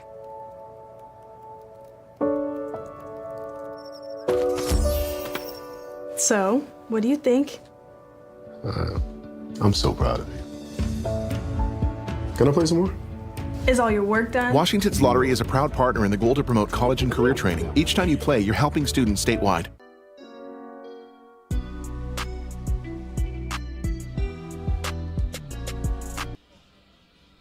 Jackson Burtis onto the bump for Yakima Valley from Pierce College. 5.40 ERA in 5 games pitched this year. 5 innings in those 5 games. 3 strikeouts to 4 walks.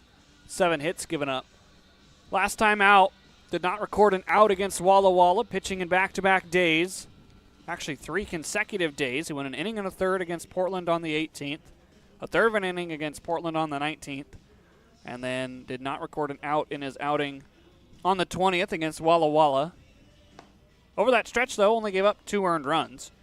2 hits, and 1 walk to 2 strikeouts. So Burtis looking for a quick 1-2-3 top of the 9th, and then get the offense back out to try and get it started for tomorrow.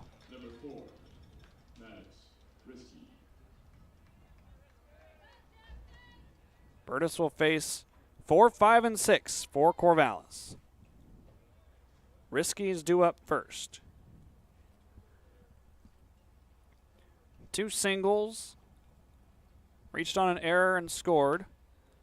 A first pitch strike by Jackson Burtis. So Seth Mahler goes 2 1/3, gives up 5 runs on 6 hits. Only 1 of the runs was earned. 1 walk and 3 strikeouts. Again, inherited a doozy of a situation from Colton LaFave.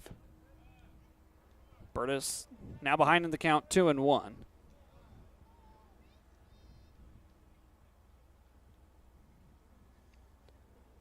Works from the windup with nobody aboard as the 2-1 is upstairs.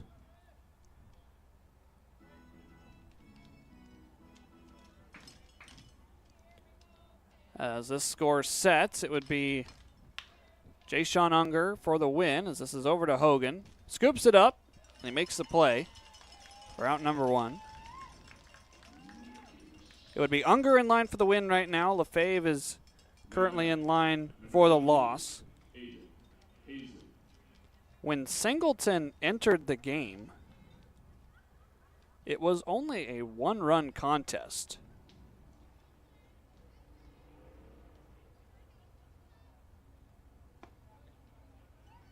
I think. I may be wrong on that as the first pitch drops in for a strike. The Knights took the lead in the 5th. No, it wouldn't have been. Unger pitched the bottom of the 5th, and then the Knights got all those runs in the 6th. So I thought maybe we were going to have one of the most bizarre save chances for Singleton, but he entered too late in the game.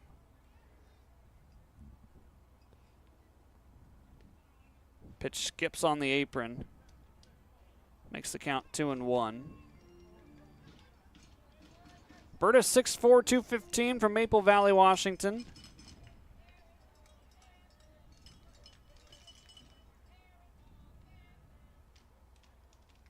A wave and a miss.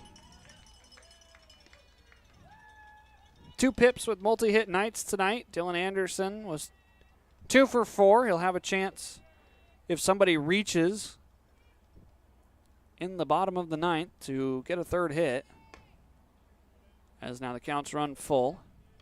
Julian Angulo is 2 for 3 tonight.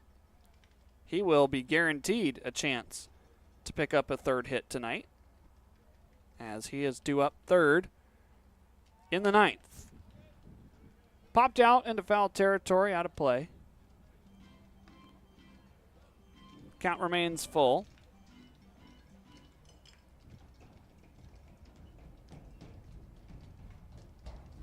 Payoff pitch. Up the middle. Hogan dives. He can't get there. And it trickles into center field for a one-out single. Now batting, number 15, Xavier Rios. Xavier Rios. 2 for 4 today. He's also walked. Had a big 3 RBI, bases clearing double back in the 6th inning. The first man that Seth Mahler faced. First pitch upstairs to Rios. Mahler, had he inherited any less of a situation than bases loaded and 2 outs, that double might not have hurt quite as bad.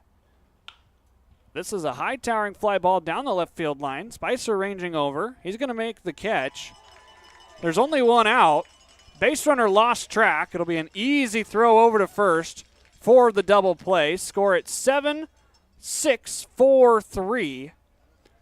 And failure to tag up by Aiden Hazen to retire the side. Bottom of the 9th we go. 16-5 the score.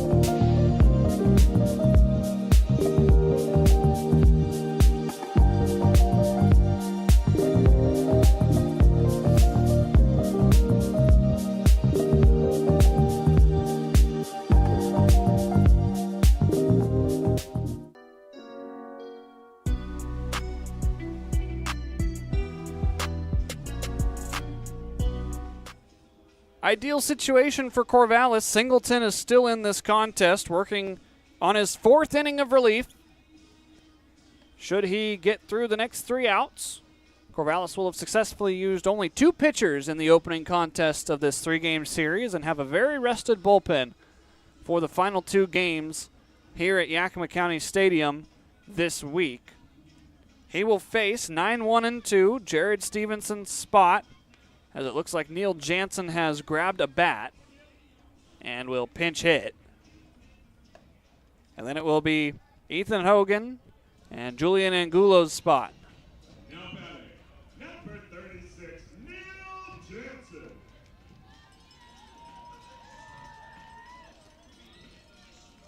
Jansen enters for Jared Stevenson, getting a chance to hit tonight. He's had most of the day off. Batting .283 through 12 contests.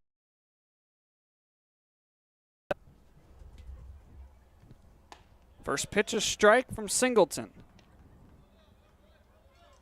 Stevenson ends his day 1 for 3. And he makes way for Jansen. Downstairs. Evens the count at 1 apiece.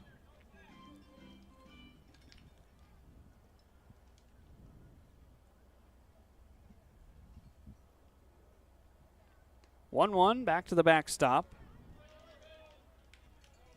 Neil from San Jose State.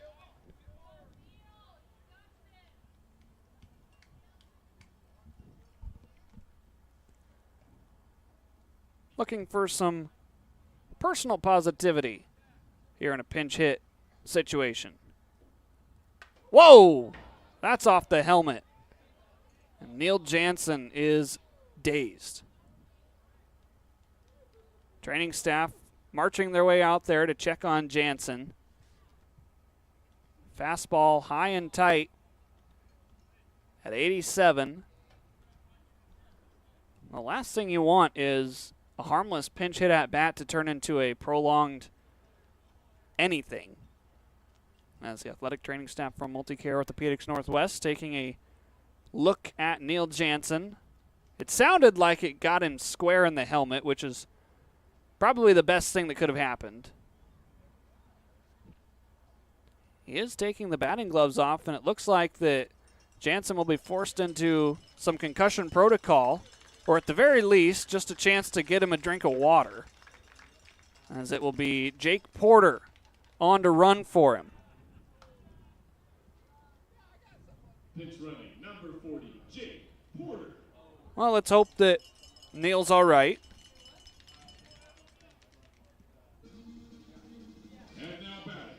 As Ethan Hogan makes his way back to the dish. Correction, number 24, Ethan Hogan. Angulo's spot is next, Scott. Scott Erickson, an in-house PA, jumping the gun by one batter. First pitch, outside third to Hogan.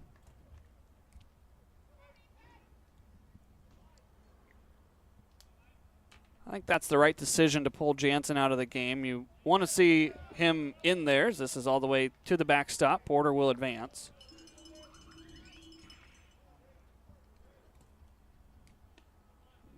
Don't want to risk anything out on the base pads either, with the ball right up into Jansen's ear.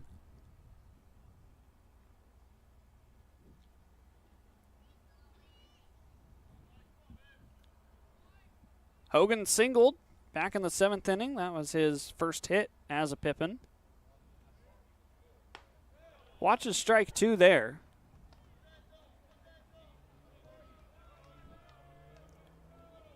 Pippins are 3 outs away from dropping their second straight after the crushing defeat on Sunday against the Sweets. Swing and a miss. Strikeout by Singleton. 2 outs left. And now batting, number 20, Julian Angulo. Here's Julian Angulo. Like I mentioned in the top of the 9th, a chance to put 3 hits on the board. 2 for 3 tonight.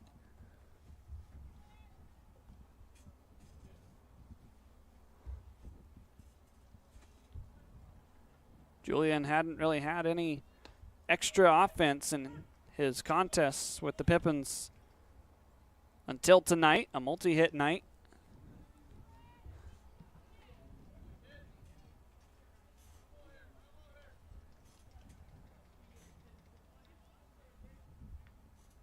Next offering's fouled off.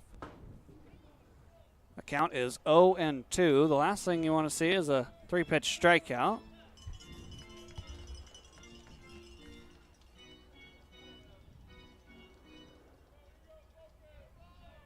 Angulo trying to put up a fight here with 2 outs. 1 out, 2 outs left is what I meant to say. Swings and misses at that one. Now there are 2 outs. Back-to-back strikeouts for Singleton. So Dylan Anderson, the last chance for some extra offense for Yakima Valley. Trailing 16-5. Corvallis had 16 runs on 17 hits and 1 error committed in the field. 5 runs on 11 hits for Yakima Valley. 3 errors committed in the field and a plethora of free passes. 7 walks issued by the pitching staff, a couple of hit batters. Bounding ball back up the middle, dug out by Ferrazzaro, and that will end the ball game. 16-5 is the final score on the 4-3 putout from Ferrazzaro to the new first baseman, Russell. And that's how that one ends. 16-5. Corvallis takes game 1 of the series here in Yakima. 2 Pippins had multi-hit nights. Angulo, 2 for 4. Anderson was 2 for 5. Both of them had an RBI. Finley Spicer was 1 for 4 with an RBI as well. But it was yet another big inning that got Yakima Valley on the wrong side of the scoreboard. 10 runs were put up in the 6th inning. That's the difference in the game. Other than that, Corvallis only scored 6 runs throughout the rest of the contest. It was a 1-run game if not for that big sixth inning. And so something for the Pippins to talk about tonight and execute tomorrow and see if they can keep that big number off the top half of the scoreboard. That'll wrap up our coverage of tonight's contest. For all of us involved with the Yakima Valley Pippins and the live stream, I'm Harmon Johnson, signing off for now, saying stay safe, have a good night. We'll talk to you tomorrow, same time, same place, against the same opponent. Pippins looking for a different result. Until then, have a good night, everybody, and we will see you tomorrow for Game 2 between the Pippins and the Knights. This has been Pippins Baseball.